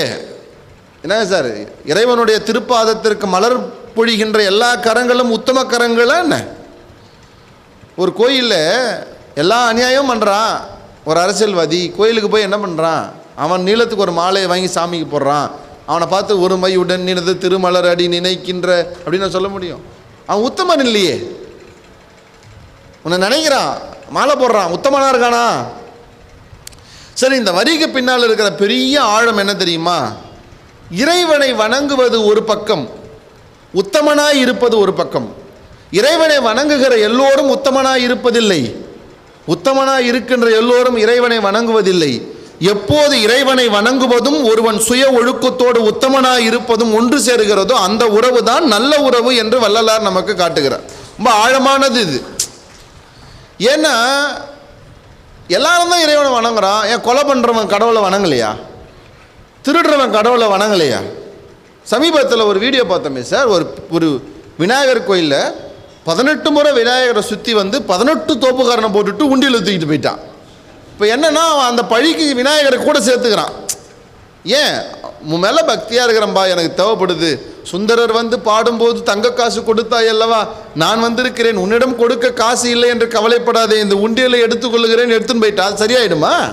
இப்போ அவனுக்கு பக்தி இருக்கு, அவனுக்கு பக்தி இருக்கு தானே 18 தோப்புக்காரனை போட்டான். அவன் பயம் இருந்திருக்குல்ல, இல்லைனா தூக்கிட்டு போயிருந்திருப்பான். அவன் ஏன் 18 தோப்புக்காரனை போட்டான்? பிள்ளையாரை நம்புறான், பிள்ளையாரை நம்புறதால தான் 18 தோப்புக்காரனை போட்டான். ஆனால் ஏன் திருண்ணா? உத்தமனா இல்லை. பக்தி செய்கிற எல்லாரும் உத்தமனாயிட முடியுமா? இல்லையே. ஆனால் பக்தி ஒருவனை கொஞ்சம் கொஞ்சமாக உத்தமனாக்க செய்யும். அதுதான் வள்ளலார் சொல்றார், பக்தியின் பிரயோஜனம் கரண சுத்திங்கிற. ஒரு நல்ல பக்தி உங்களை என்ன ஆக்கணும்? உத்தமனாக்கணும். ஆனால் முதல்ல இங்கே நல்ல பக்தியே இல்லை. நமக்கு பக்தினாலே என்னன்னு தெரியல. இப்போ வள்ளலார் நமக்கு கொடுக்குற பெரிய ஆழமான விஷயம் என்ன தெரியுமா? பக்தியோடு ஒழுக்கமும் இருக்கணும். நம்ம ஒழுக்கம் தனியாக வச்சிருக்கிறோம், பக்தியை தனியாக வச்சிருக்கிறோம். யார் ஒருவர் பக்தியும் ஒழுக்கமும் ஒரு சேர இருக்கிறார்களோ அவர்கள் உத்தம மனிதனாகலாம் என்கிற பேர் உண்மையை வள்ளலார் நமக்கு சொல்கிறார். இப்போ நம்ம எல்லாரும் இன்றைக்கி எடுக்க வேண்டிய முதல் சங்கல்பம், நம்ம எல்லாரும் பக்தியோடு இருக்கிறோம், உத்தமனாக இருக்கிறோமா? இல்லை, நிறைய பேர் உத்தமனாக இருப்போம், பக்தியோடு இருக்கிறோமா? இந்த நாளிலே இருந்து நம்மளுடைய பக்தியும் நம்முடைய ஒழுக்கமும் ஒரே புள்ளியில் சேர்வதற்கான முயற்சியிலே நாம் செய்ய வேண்டும், ஈடுபட வேண்டும். இதுதான் முதல் சங்கல்பமாக எடுக்கும். இப்போ ரெண்டாவது, ஒரு குடும்பம். நீங்கள் மனசில் நினைக்கிறது எனக்கு புரியுது, எல்லாருக்கும் ஒரு குடும்பம் தான் இருக்கும். இப்போல்லாம் 2 குடும்பம் சட்டப்படி அலோவ் பண்ணுறது இல்லை. வள்ளல் பெருமான் ஒரு குடும்பம் அப்படின்னு சொல்கிறார். வள்ளல் பெருமானுக்கு ஒரு குடும்பம் இருந்தது தெரியுங்களா? என்னங்க, வள்ளல் பெருமானுக்கு மொத்தம் 3 மனைவிகள் தெரியுங்களா? எந்த வள்ளல் பெருமானை பார்த்து சொல்கிறேன்ட்டு கேட்குறீங்களா?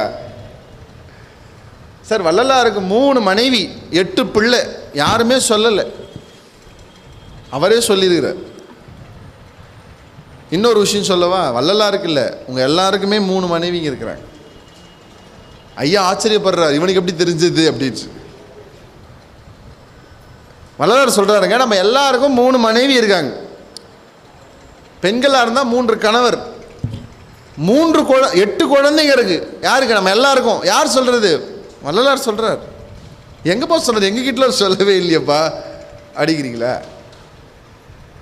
வள்ளல் பெருமானின் மீது மிகுந்த அன்பு கொண்டவர் நம்முடைய காஞ்சிபுரம் திருமழிசை என்கிற ஊரை சேர்ந்த, சென்னை திருமழிசை ஊரை சேர்ந்த வைத்தியலிங்கம்ங்கிற ஒரு அன்பர் வள்ளலாருக்கு ரொம்ப நெருக்கமானவர். அவருக்கு ஒரு மகன், அவர் பேர் முத்துசாமி அப்படின்னு. முத்துசாமிங்கிற பேரை நான் இங்கே சொல்கிறதுக்கு இன்னொரு பெரிய பொருத்தம் என்னென்னா, வள்ளலாருடைய திருவருட்பாவை நூலாக தொகுப்பதற்கு முன்னாலேயே அவருடைய பாடல்களை இந்த ஒற்றியூர் கோயிலில் பாடி பிரபலப்படுத்தியவர் முத்துசாமி. அவர் இந்த நேரத்தில் நம்ம நினச்சி நன்றி சொல்லணும். திருவருட்பா என்ற நூலே உருவாவதற்கு முன்னால், திருவருட்பா என்கிற புத்தகமே வருவதற்கு முன்னால் வள்ளலாருடைய பாடல்களை கோயில்களில் பாடி எல்லாரையும் பாட வைத்த பெருமை, அதுவும் இந்த திருவொற்றியூர் கோயிலில் பாட வைத்த பெருமை முத்துசாமி என்கிற வள்ளலாருடைய அணுக்க தொண்டர். ரொம்ப பெரிய சிவபக்தர், வீரசைவர். அவருக்கு கல்யாணம் ரொம்ப சிறப்பாக நடந்துச்சு. கல்யாணம் ரொம்ப ஆசையாக வள்ளல் பெருமானையும் கல்யாணத்துக்கு கூப்பிட்டாங்க. வள்ளலார் இந்த உலகியல் திருமணங்களில் கலந்துக்கிறதுக்கு அவருக்கு பெரிய உடன்பாடு இல்லை. அவர் போல, இப்போ கல்யாணத்துக்கு போல அப்படின்றதால ரொம்ப வருத்தப்பட்டார். யாருங்க?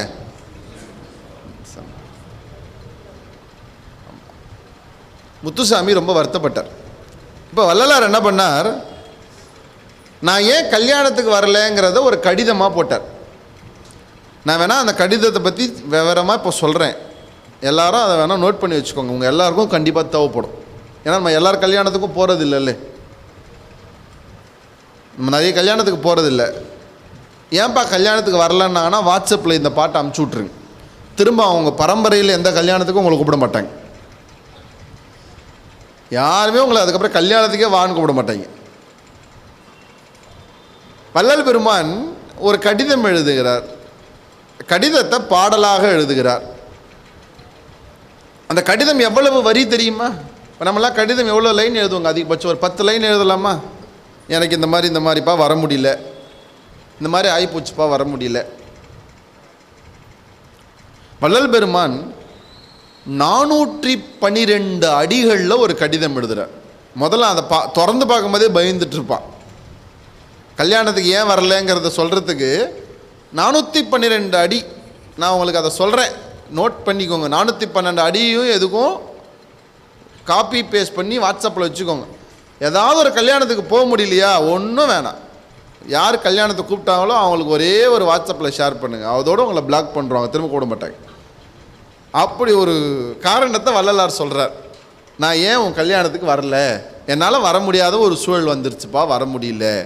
என்னப்பா சூழல்? வள்ளலார் சொல்கிறார். நான் முதல்ல செய்தி சொல்லிடுறேன், அப்புறமா பாட்டுக்கு போகிறேன். வள்ளலார் சொல்கிறார், நானோ ஒரு ஏழை, நான் ஒரு ஏழை குடும்பஸ்தன், எனக்கு 3 மனைவிகள். யார்? வள்ளலார் சொல்கிறாரு, நானோ ஒரு ஏழை, இந்த ஏழைக்கு 3 மனைவிகள். முதல் மனைவிக்கு 4 பிள்ளை, ஒரு பிள்ளை. முதல் மனைவிக்கு ஒரு பிள்ளை, ஒரே பிள்ளை. ரெண்டாவது மனைவிக்கு 4 பிள்ளை, மூணாவது மனைவிக்கு 3 பிள்ளை, மொத்தம் 8 பிள்ளை. ஒரு குழந்தை பிறந்தாலே அதை வச்சு மேய்க்கிறது எவ்வளோ கஷ்டம்னு உனக்கு தெரியும்.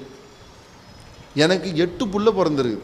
இந்த 8ஐயும் நான் எப்படி வச்சுக்கிட்டு நான் எப்படி கல்யாணத்துக்கு வர முடியும்னு அவர் ஒன்றா சொல்கிறார். நான் ஒரு ஏழை, கல்யாணத்துக்கு வர முடியல.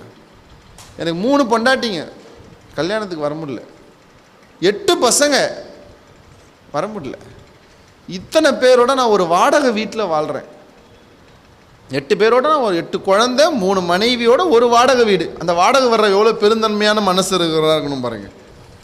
இல்லை, இப்போல்லாம் கல்யாணம் ஆனவங்களுக்கு வீடு தர்றது கஷ்டமாக போச்சு. பேச்சுலருக்கு மட்டும்தான் தராங்க. ஏன்னா கல்யாணம் ஆனவன் பீரோ எடுத்துன்னு வரான், அதை எடுத்துன்னு வரான், செவுத்த நாச்சம் பண்ணுறான்னு தரமாட்டேங்கிறாங்க. இப்போலாம் பேச்சுலருக்குன்னா வீடு எடுத்துக்கோங்கிறாங்க.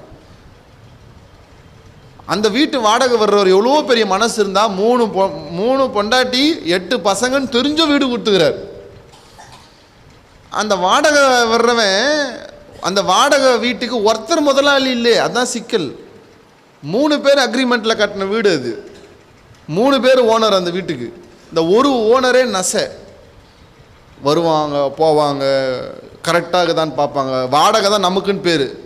வாட்ச்மேன் மாதிரி பார்த்துட்டு போவாங்க, வீடு ஒழுங்காக வச்சுருக்குமா. ஒருத்தரே அப்படின்னா 3 பேருங்க அந்த வீட்டுக்கு ஓனரு. வள்ளலார் சொல்கிறார், வாடகை வீடு, 3 ஓனரு, 3 பொண்டாட்டி, 8 பசங்க, இப்படி என் வாழ்க்கை இருக்குது. அது பத்தாதுன்னு உள் விவகாரம் நிறைய, வெளி விவகாரம் நிறைய. இதுக்கு நடுவில் நான் வாடகை தரணும். அதுவும் எங்கள் வீடு எப்படி தெரியுமா? மாத வாடகை இல்லை, டெய்லி வாடகை. அதுவும் டெய்லி ஒரு முறை வாடகை இல்லை, டெய்லி 3 முறை வாடகை தரணுமா? அப்படி ஒரு வாடகை வீடு இருந்தால் சொல்லுங்கள், நான் கட்டி விற்கிறேங்க, தயாராக இருக்கீங்க. அப்படி தான். அப்படியெல்லாம் வாடகை தர மாதிரி இருந்தால் நம்மளும் 3 பொண்டாட்டியாக இருந்தானே 10 பொண்டாட்டியாக இருந்தா இல்லை, ஒரு நாளைக்கு 3 வேளை வாடகை தரான்னா அதை விட வேற என்ன வேணும்? வள்ளலார் சொல்றார், நான் இருக்கிற வாடகை வீடு 3 ஓனர், நான் ஒரு நாளைக்கு 3 முறை வாடகை தர வேண்டியதாக இருக்குது. இவ்வளோ கஷ்டங்கள் இருப்பதால் என்னால், அதில் இன்னொன்று சொல்கிறேன், சரி லாஸ்ட்டாக சொல்ல பார்த்து எதுவும் சேர்த்துக்கிறேன், பகலெல்லாம் இவ்வளோ கஷ்டப்படுறேன், நைட்டு நான் ஒரு பரத்தையரை வேற வச்சுருக்கேன். யார்? வள்ளலார் சொல்கிறார். பரத்தையர்னா என்னங்க? விலை மாதர். நான் ஒரு பரத்தையரை வேற, நான் ராத்திரி ஆச்சுன்னா அவள் வேற, அவ கூட தான் நான் படுக்கணும், இல்லைனா கோச்சுப்பா. யார்? அவள் கோச்சுப்பா. ஏற்கனவே அம்மா சொல்கிறாங்க, ஏற்கனவே 3 இதில் நைட்டு இது வேறு ஆக்குறாங்க. சொல்கிறாரு, நைட்டு பரத்தையரோடு படுக்கணும், இவ்வளவு கஷ்டம் இருக்குதுப்பா, என்னால் கல்யாணத்துக்கு வர முடியல. இப்போ முத்துசாமி தான் நினச்சிருப்பாருன்னு யோசிச்சு பாருங்களேன். இப்போ உங்கள் மனசுலலாம் ஒரு கேள்வி ஓடும், நீ சொல்கிறதெல்லாம் நம்பவே முடியலையப்பா, நாங்கள் படித்ததெல்லாம் வள்ளலாருக்கு சொந்தக்கார பொண்ணாக பார்த்து கல்யாணம் பண்ணாங்க, முதலிரவு கூட அந்த பொண்ணோட திருவாசக முற்றுதலை வள்ளல் பெருமான் பண்ணாருன்னு பார்த்தோம். மறுநாள் காலையில் அந்த பொண்ணு வள்ளல் பெருமானினுடைய காலில் விழுந்து, நீ சாதாரண பிறவி இல்லைப்பா, உங்களுக்கு தொண்டு செய்கிற பணி மட்டுமே எனக்கு போதும்னு அவருடைய ஆன்மீக வாழ்க்கைக்கு வழிவிட்டு அந்த பொண்ணு நின்றுச்சு. இவ்வளோதானே எனக்கு வள்ளலாருடைய வாழ்க்கையே தெரியும். அந்த ஒரு மனைவியை கூட வள்ளல் பெருமான் தொட்டாரா? இல்லை. தொட்டேன் அல்லன் கலப்பில்லன்கிறார். நான் தொட்டு தாலி கட்டினனே ஒழிய அவளோடு நான் ஒரு இல்வாழ்க்கையை ஒரு நாள் கூட வாழவில்லைன்னு வள்ளலார் சொல்கிறார். பிரம்மச்சரியத்தோடு இருக்கிறேன்னு வள்ளலார் சொல்கிறார். இதுதான்ப்பா நாங்கள் படித்த டெக்ஸ்ட் புக்கில் இருந்தது, நீ எந்த புக்கில் படிச்சுட்டு வந்திருக்கிறேன்னு நீங்கள் கேட்குறது எனக்கு புரியுது. இப்போ கொஞ்சம் விவரமாக பார்ப்போம். நாங்கள் விவரமாக பார்க்கலாமா? உங்களுக்கு உற்சாகமாக இருக்கணும்னு தான் உற்சாக பானம்லாம் கொடுத்துருக்குறாங்க. அந்த இடைவேளை பாருங்கள், நான் பேசும்போதே அந்த இடைவேளை விட்டாங்க. உங்களுக்கு பாராயணம் பண்ணும்போது கொடுக்கல பாருங்கள், பேசும்போது கொடுக்குறாங்க. எப்போ தேவையோ அப்போ தான் கொடுக்குறாங்க. டயர்டாகிடுவீங்கன்னு நான் பேசும்போது. சரி, வள்ளலார் இதை எங்கே சொல்லுகிறாருன்னா, குடும்ப கோஷம், குடும்ப கோரம் அப்படின்னு 2 வள்ளல் பெருமான் எழுதியதாக தகவல் உண்டு. அதிலே குடும்ப கோஷம் அப்படிங்கிறது நமக்கு இப்போ பெருசாக கிடைக்கல. நம்ம கிடச்சிருக்கிறதெல்லாம் குடும்ப கோரம் அப்படின்னு ஒன்று கிடச்சிருக்கு. குடும்ப கோரம் அப்படின்னா என்னங்க? குடும்பமே கோரம். நான் சொல்லலை, வள்ளலார் சொல்கிறார் குடும்பம் கோரம். இப்போ அதில் ரொம்ப அழகாக வள்ளல் பெருமான் ஒன்றொன்றாக நமக்கு சொல்லிட்டு வர்றார். அவர் ஒரு ஏழை, நான் ஒரு ஏழை. அந்த பாட்டை எவ்வளோ அழகாக ஆரம்பிக்கிறார் பாருங்க.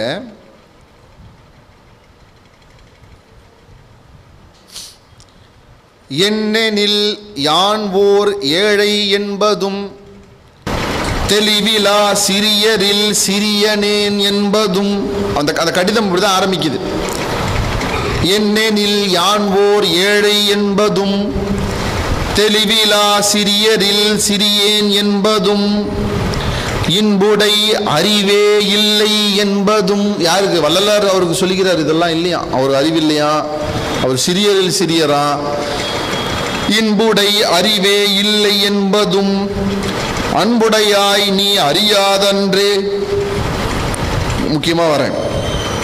செம்பொடு களிம்பு செறிந்தது போன்றோர் ஆணவ கிடத்தி அனாதியில் இருக. அவ மனைவிக்கு பேரு ஆணவம். வள்ளலாருடைய மனைவிக்கு என்ன பேரா? ஆணவம். நீங்க சொல்லுங்க, என் மனைவி கூட அந்த பேர் பொருந்தும் சார் அப்படின்லாம் நிறைய பேர் சொல்ல. மனைவினாலே பொருந்தும் சார் அப்படின்னு சில பேர் இருப்பாங்க. இல்லை, அவரோட முதல் மனைவிக்கு ஆணவம் இல்லை, ஆணவம் தான் அவருடைய முதல் மனைவி. அவருடைய முதல் மனைவி இல்லை, நம்ம எல்லாருக்கும் ஆணவம் தான் முதல் மனைவி. அதை தான் முதல்ல கட்டிட்டு வரோம். எங்கேருந்து? இந்த உயிர் இந்த உடம்புக்குள்ள வரும்போதே கையோட கட்டிட்டு வர்றது யார? ஆணவத்தை தான் கட்டிட்டு வரும். ஆணவ மலத்தோட தானே வரும். இந்த ஆணவம் எப்படி வருது? வள்ளலார் ரொம்ப அழகா சொல்றாரு பாருங்க. செம்பொடு களிம்பு செறிந்தது போன்றோர். செம்புல எப்ப சார் களிம்பு வந்ததுன்னு சொல்ல முடியும்? செம்பு எப்போது வந்ததோ அப்போதே களிம்பும் உண்டு. செம்பிலே களிம்பு எப்படி கலந்ததோ அதுபோல் இந்த ஆன்மாவோடு ஆணவம் கலந்தே வந்து பிறகு. இயற்கை ஆதியிலேயே இந்த ஆன்மாவோடு ஆணவம் கலந்தே இருக்கிறது. அது எப்படி வந்து அவரை பிடிச்சிக்குதான் பாருங்க. முத பொண்டாட்டி பத்தி வர்ணிக்கிறார் யார்? வள்ளலார்.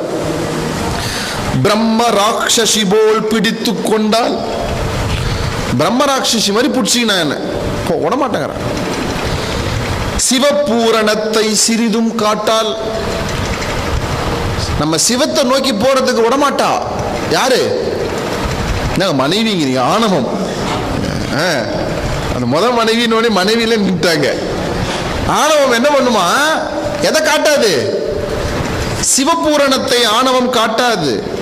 ஜகமெனும் ஏக தேசமும் தெரிக்கால் எவ்விடத்து இருளும் என் அகச்சுவரன கன இருள் வடிவம் காட்டும் கொடியால். எல்லாத்தையும் இருட்டா காட்டுவா. அவதான் ஆணவம். எல்லாத்தையும் இருட்டு. இருட்டுனா என்னங்க அர்த்தம்? இருட்டுனா இருட்டுன்னு அர்த்தம் இல்ல, அஞ்ஞானமா காட்டுவா. இப்ப நீங்க நம்புறீங்கல்ல, இதெல்லாம் என்ன பொய்? வாழ்க்கைனா வாழ்றதுக்கு தான், ஜாலியா இருக்கிறதுக்கு தான், சந்தோஷமா இருக்கிறதுக்கு தான் உங்களை தூண்டுது இல்லை? அதான் ஆணவம். உண்மையை உங்களுக்கு காட்ட மாட்டேங்குது இல்லை, உண்மையை உங்களுக்கு உணர வைக்க மாட்டேங்குது இல்லை, அதான் ஆணவம். வள்ளலார் சொல்லுகிறார் ரொம்ப அழகா, இருளே கடிந்த இருளை காட்டுவாள். இதுக்கு நம்ம சித்தாந்தத்தில் ரொம்ப அழகா சொல்லுவாங்க. ஆணவம் எப்படிப்பட்டது பாருங்க. ஆணவம்னா கர்வம்னு பொருள் புரிஞ்சுக்க கூடாது. சித்தாந்தத்தில் ஆணவம்னா கர்வம்னு பொருள் கிடையாது. ஆணவம் என்றால் அணுவம் என்கிற சொல்லிலே இருந்து வந்தது. அணுவம் என்றால் உங்களை சிறுமைப்படுத்துவது. உங்கள் ஆன்மாவை எதுவெல்லாம் சிறுமைப்படுத்துமோ அதுவெல்லாம் ஆணவம் என்று அர்த்தம். ஆணவம்னா கர்வம்னு அர்த்தம் இல்லை, அப்படி புரிஞ்சுக்க கூடாது. ஆணவம் என்றால் எதுவெல்லாம் உங்கள் ஆன்மாவை சிறுமைப்படுத்துமோ அதுவெல்லாம் ஆணவம். அது எவ்வளவு இருள் பயக்கும்னா, சைவ சித்தாந்தத்தில் ஒன்று சொல்லுவாங்க. ஒரு இமேஜினேஷன் பண்ணிக்கோங்க. நீங்க ஒரு இருட்டு ரூம் உள்ள இருக்கிறீங்க. எங்க இருக்கீங்க? யோகத்தில் இருக்கீங்களா? சொல்லலாம், அவனும் தப்பு இல்லை. கூட கூட பேசுனா நல்லது தானே. எனக்கு ஒரு மாதிரி தனியாக பேசுகிற மாதிரி பயமாக இருக்குது. எல்லாரும் எங்கே இருக்கோம்? இப்போ ஒரு இருட்டு ரூமில் இருக்கும். உங்களுக்கு அந்த இருட்டு ரூமில் கதவு எங்கே இருக்குன்னு இப்போ தெரியாது. ஏன்? ரூமே இருட்டாக இருக்குது. உங்களை வழி நடத்துறதுக்கு ஒருத்தர் உங்கள் பக்கத்தில் நிற்கிறார், அவருக்கு கண்ணு தெரியாதுன்னு வச்சுக்கோங்க. உங்களை வழி நடத்துறவருக்கு கண்ணு தெரியாது. நீங்கள் இருட்டு ரூமில் இருக்கிறீங்க. இப்போ இமேஜின் பண்ணுங்க, இருட்டு ரூமில் கண்ணு தெரியாதவர் கொஞ்சம் லெஃப்ட் போ, லெஃப்ட் அப்படின்னா நம்மளும் லெஃப்ட். இதை விட ஒரு பைத்தியக்காரத்தனை ஏதாவது இருக்கா? ரூமே இருட்டு. முதல்ல ரூம்ல நீ 5 லைட்டு போட கூட அவனுக்கு கண்ணு தெரியாது. கண்ணு தெரியாதவன் இருட்டா இருக்கிற ரூம்ல கதவு எங்கன்னு காட்டுறதும் ஆணவம் உங்கள் வாழ்க்கையை வழி நடத்துவதும் ஒன்று என்று சித்தாந்தம் நமக்கு சொல்கிறது. எவ்வளவு ஆழமான ஒரு கருத்து பாருங்க. வள்ளலார் சொல்லுகிறார், எனக்கு மனைவி யார் தெரியுமாப்பா? ஆணவம்.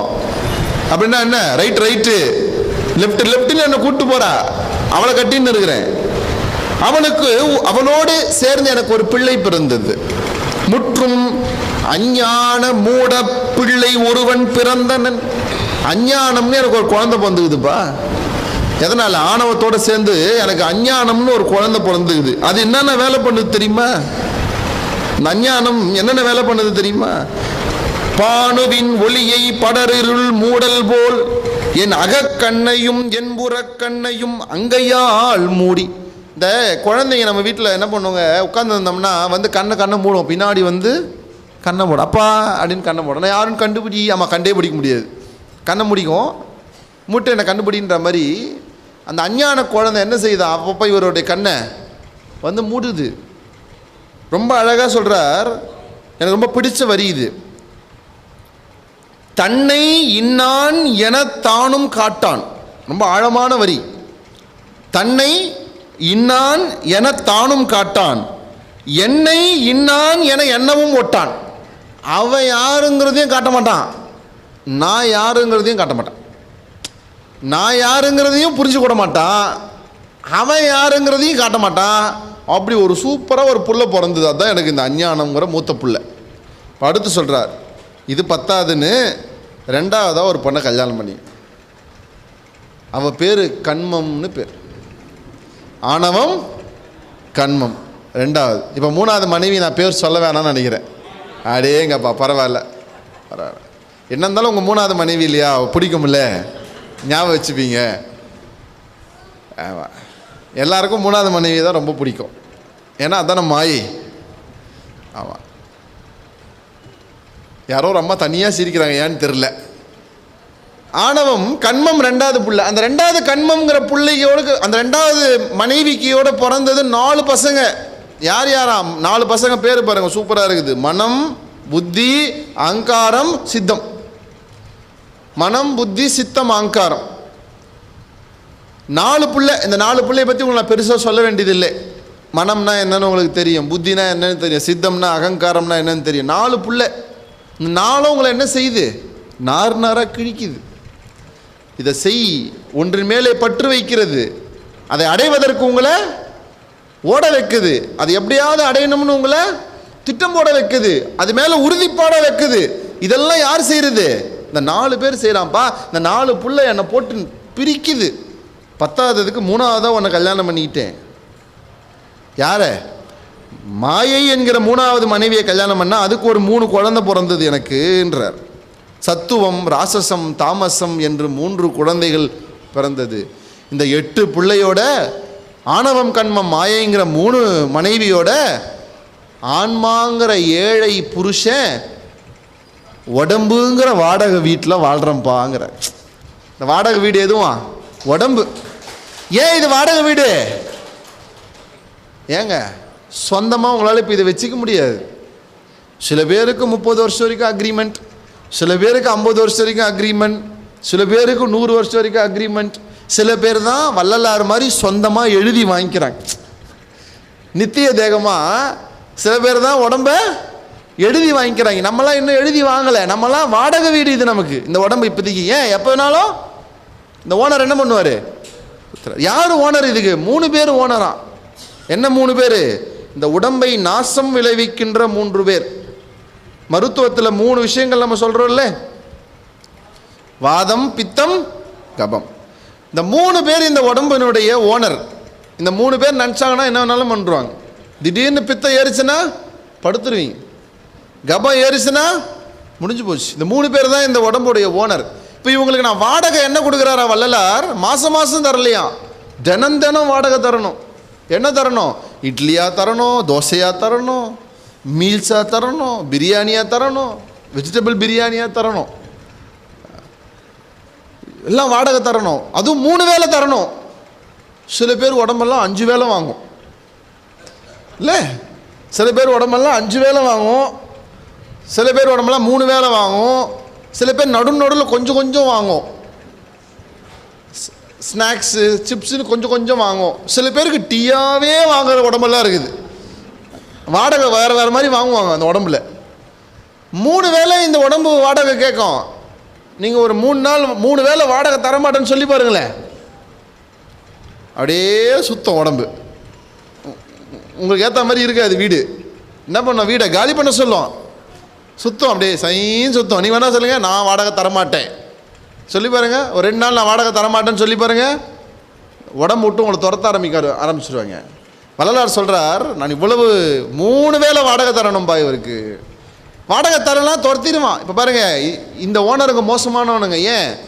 இப்போது நம்ம ஒரு வீட்டில் வாடகைக்கு இருக்குன்னா நமக்கு 1 மாதத்துக்கு முன்னாடியே சொல்லிவிடுவாங்க, அடுத்த மாதம் வீட்டை காலி பண்ணிக்கோங்க, வேற ஒருத்தர் வராங்க வாடகைக்கு. இந்த ஓனர் எப்படி? முன்னாடிலாம் சொல்ல மாட்டார். நீங்கள் காலியானதுக்கப்புறம் தான் தெரியும் வாடகை விட்டு வெளியெடுத்தாக்கிட. அது உங்களுக்கு தெரியாது, உங்கள் சுற்றி இருக்கிறவங்களுக்கு தான் தெரியும் உங்களை காலி பண்ணது. யாருக்கு தெரியாது? உங்களுக்கு அப்போ வரைக்கும் தெரியாது. வாடகை காலி பண்ண சொல்கிற விஷயமே நமக்கு தெரியாமல் அப்பாவியாக இந்த வீட்டில் இருப்போம். நமக்கு இந்த 1 மாதம் எச்சரிக்கை, 2 மாதம் எச்சரிக்கைலாம் நமக்கு கிடையாது. அப்படி இருந்ததுன்னா எப்படி இருக்குன்னு கற்பனை பண்ணி பாருங்கள்.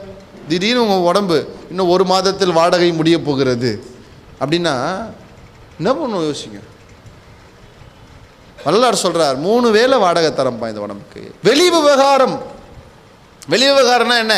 யாராவது வரான், பார்த்தியாப்பா அரசியல் எவ்வளோ மோசமாக போச்சு, திடீர்னு வந்தவெல்லாம் முதலமைச்சர் ஆகலான்னு பேசிக்கிறாங்க, அரசியல் பேசுகிறான், வெளி உலகத்தை பற்றி பேசுகிறான், ஈரான் போரை பற்றி பேசுகிறான், என்னென்னமோ பேசுகிறான், அதெல்லாம் காதில் கேட்க வேண்டியதாக இருக்குது. உள் விவகாரம் நிறைய இருக்குது. என்ன, இந்த வீட்டை, இந்த வாடகை வீட்டுக்கு உள் விவகாரம் நிறைய இருக்குது. என்ன, சாப்பிடணும், தூங்கணும், மலம் ஜலம் கழிக்கணும், இவ்வளோ வேலை இதுக்கு இருக்குது.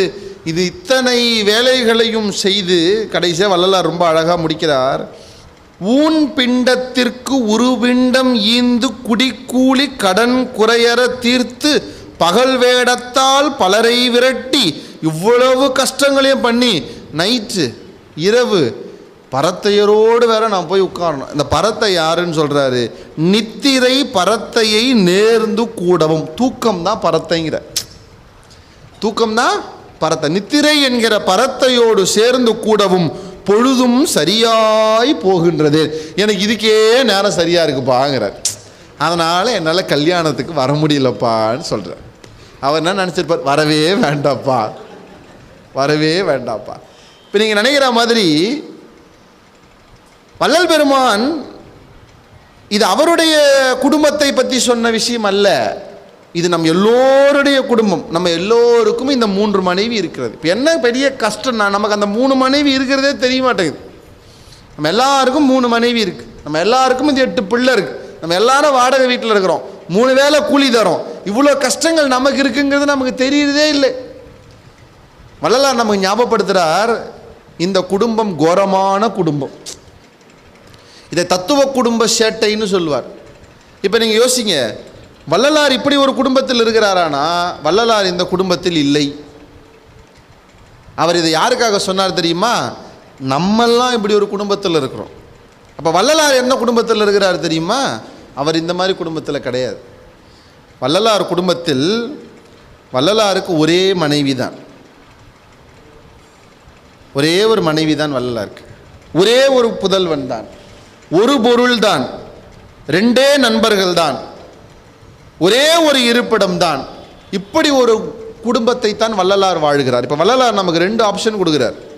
இந்த பாரு, நீ ஒரு குடும்பத்தில் வாழ்கிற, கல்யாணத்துக்கு கூட போக முடியாத மாதிரி ஒரு குடும்பத்தில் வாழ்கிற, இந்த குடும்பம் வேணுமா? இல்லை நான் ஒரு குடும்பத்தில் வாழ்கிறேன், இந்த குடும்பம் வேணுமான்னு கேட்குறார். இப்போ வள்ளலார் வாழ்கிற குடும்பம் எது அப்படின்னா, நம்முடைய சென்னையிலே வள்ளல் பெருமான் பாடிய பல பாடல்களிலே ஒன்று தெய்வமணி மாலை என்கிற பாடல். தெய்வமணி மாலையிலே வள்ளலார் சொல்லுகிறார், நிலை உறும் நிராசையாம் உயர்குல பெண்டிரோடு. அவருக்கு ஒரே ஒரு மனைவி, அந்த மனைவிக்கு பேர் நிராசை. அப்படின்னா என்னங்க? ஆசையே இல்லாமல் இருப்பது தான் அவருக்கு மனைவியேவா. பா, அப்படி ஒரு மனைவி அமையுமா? ஆசையே இல்லாமல் இருக்கிற மனைவி அவருக்கு கிடச்சிருக்காங்க. அப்படின்னா என்ன அர்த்தம்? அவருக்கு ஆசையே இல்லை, அதுதான் மனைவி. நிலை உறும் நிராசையாம் உயர்குல பெண்டிரோடு நிகழ் சாந்தமாம் புதல்வனும். அவருக்கு யார் பையனா? சாந்தம் தான் பையனா, அமைதி, சாந்தம், இதுதான் அவருடைய பையனாம். அவர்களுடைய நண்பர்கள் யாரா? அறிவும் நிராங்காரமும், அகங்காரம் இல்லாமல் இருப்பதும் சுத்த அறிவோடும் இருப்பதும். இந்த 2 பேர் தான் அவருடைய நண்பர்களாம். அவருடைய இருப்பிடம் எதுவான் தெரியுமா?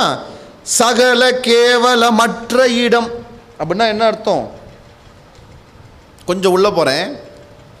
இந்த உயிர் ஆன்மா இருக்கே, இந்த ஆன்மாவினுடைய இடங்கள் 3 இடத்துல ஆன்மா இருக்குது.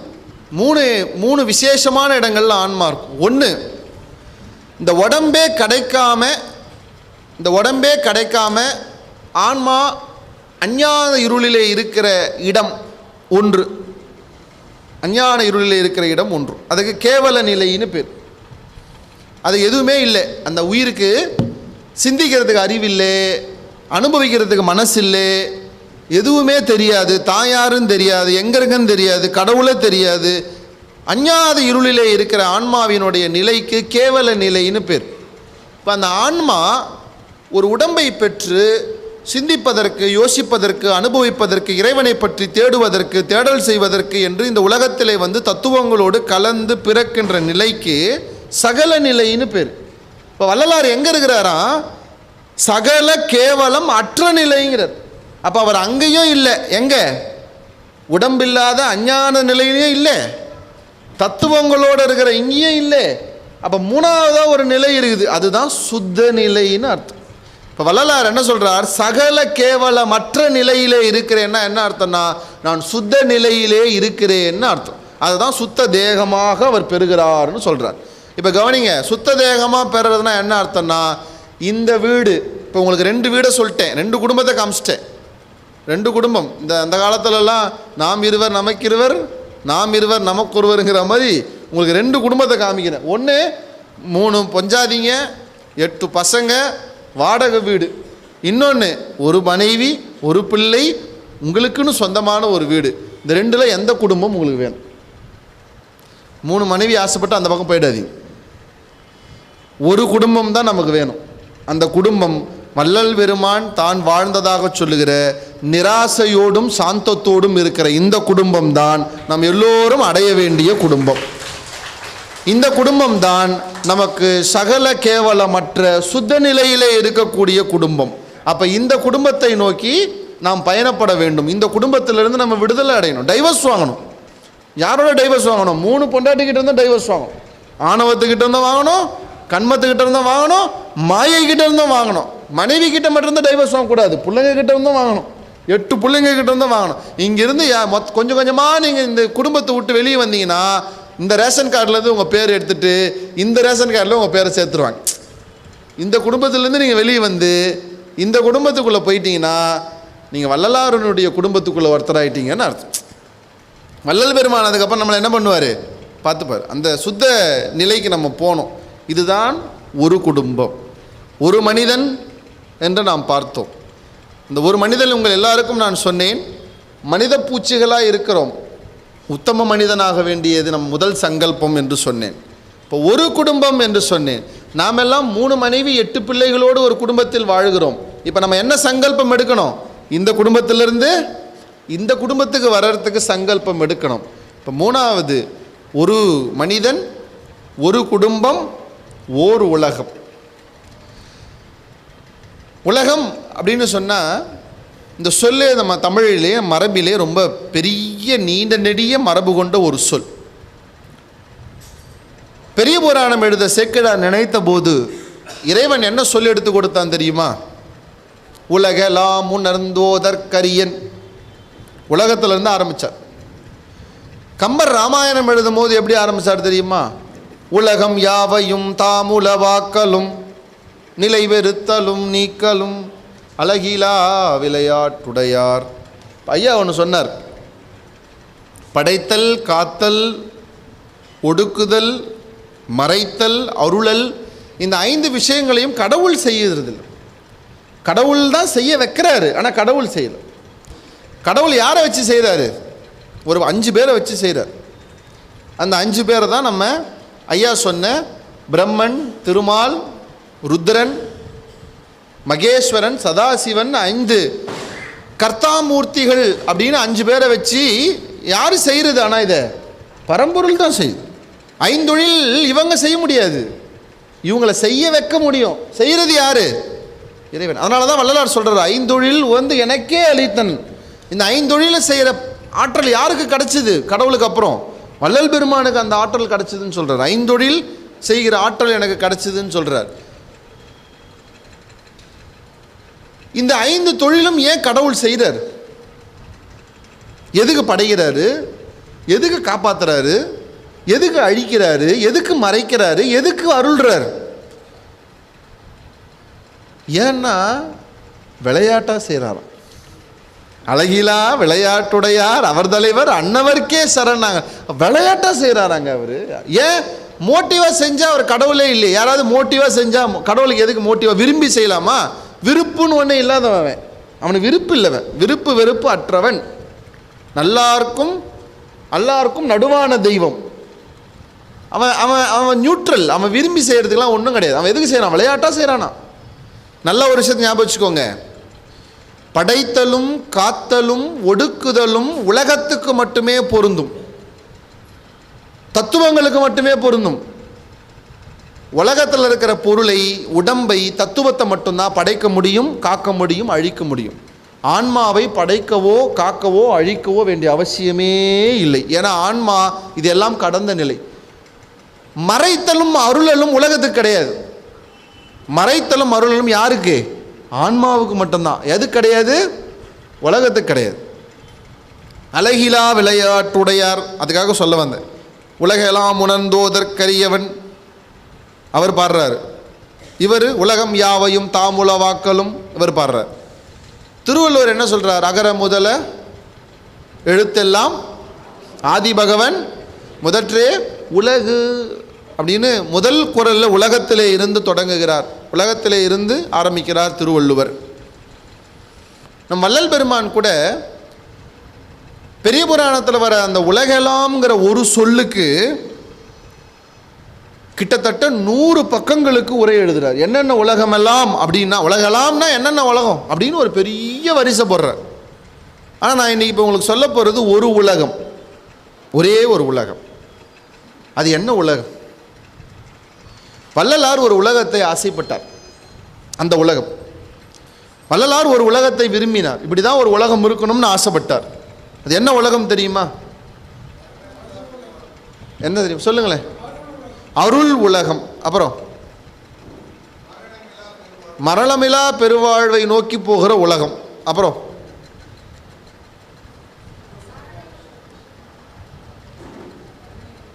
நாங்கள் 2 தான் சொல்கிறீங்க. ஜீவகாருண்ய உலகம். ஒரு கைத்தட்டு கொடுக்கலாம், ரொம்ப அழகாக சொன்னாங்க. ஜீவகாருண்ய உலகம் அப்போனா என்ன அர்த்தம்? இப்போ ஜீவகாருண்ய உலகமா இல்லைங்கிறார். அதுதானே உண்மை. இல்லை, ஜீவகாருண்ய உலகம். அப்புறங்க ஆன்மநேய உலகம். ரொம்ப அழகு, ரொம்ப சரியாக சொல்லிட்டார், கிட்ட வந்துட்டார். ஆன்மநேய உலகம், அன்பான உலகம். பாருங்கள், அடுத்த சத்சங்கத்துக்கு தலைப்பெல்லாம் நோட் பண்ணி வச்சுக்கோங்க. எல்லாம் அழகாக தலைப்பாகவே வைக்கலாம், அந்த மாதிரி கொடுத்துருக்காங்க பாருங்கள். என்ன மாதிரி உலகத்தை வள்ளலார் ஆசைப்பட்டார் தெரியுமா? இந்த உலகம் ஒருமை இல்லாத உலகமாக இருக்கு. இந்த உலகத்தில் ஒருமையே இல்லை பாருங்க.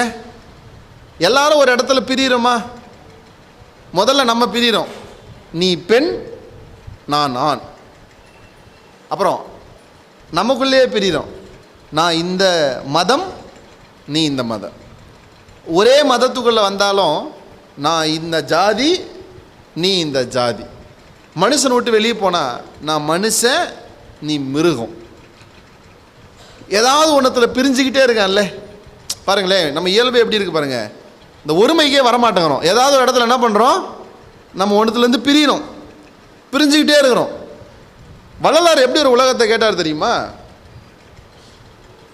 ஒத்தாரும் உயர்ந்தாரும் தாழ்ந்தாரும் ஒருமை உலராகி உலகியல் நடத்தல் வேண்டும்னு சொன்னார். அவர் என்ன மாதிரி உலகம் நடத்தணும்னார் தெரியுமா?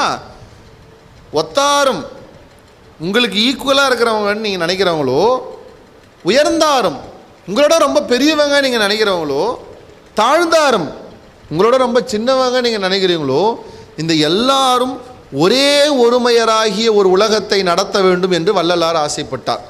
எவ்வளோ பெரிய ஆசை தெரியுமா அது? அப்படி ஒரு உலகம் இருந்தால் எப்படி இருக்குன்னு இமேஜின் பண்ணி பாருங்களேன்.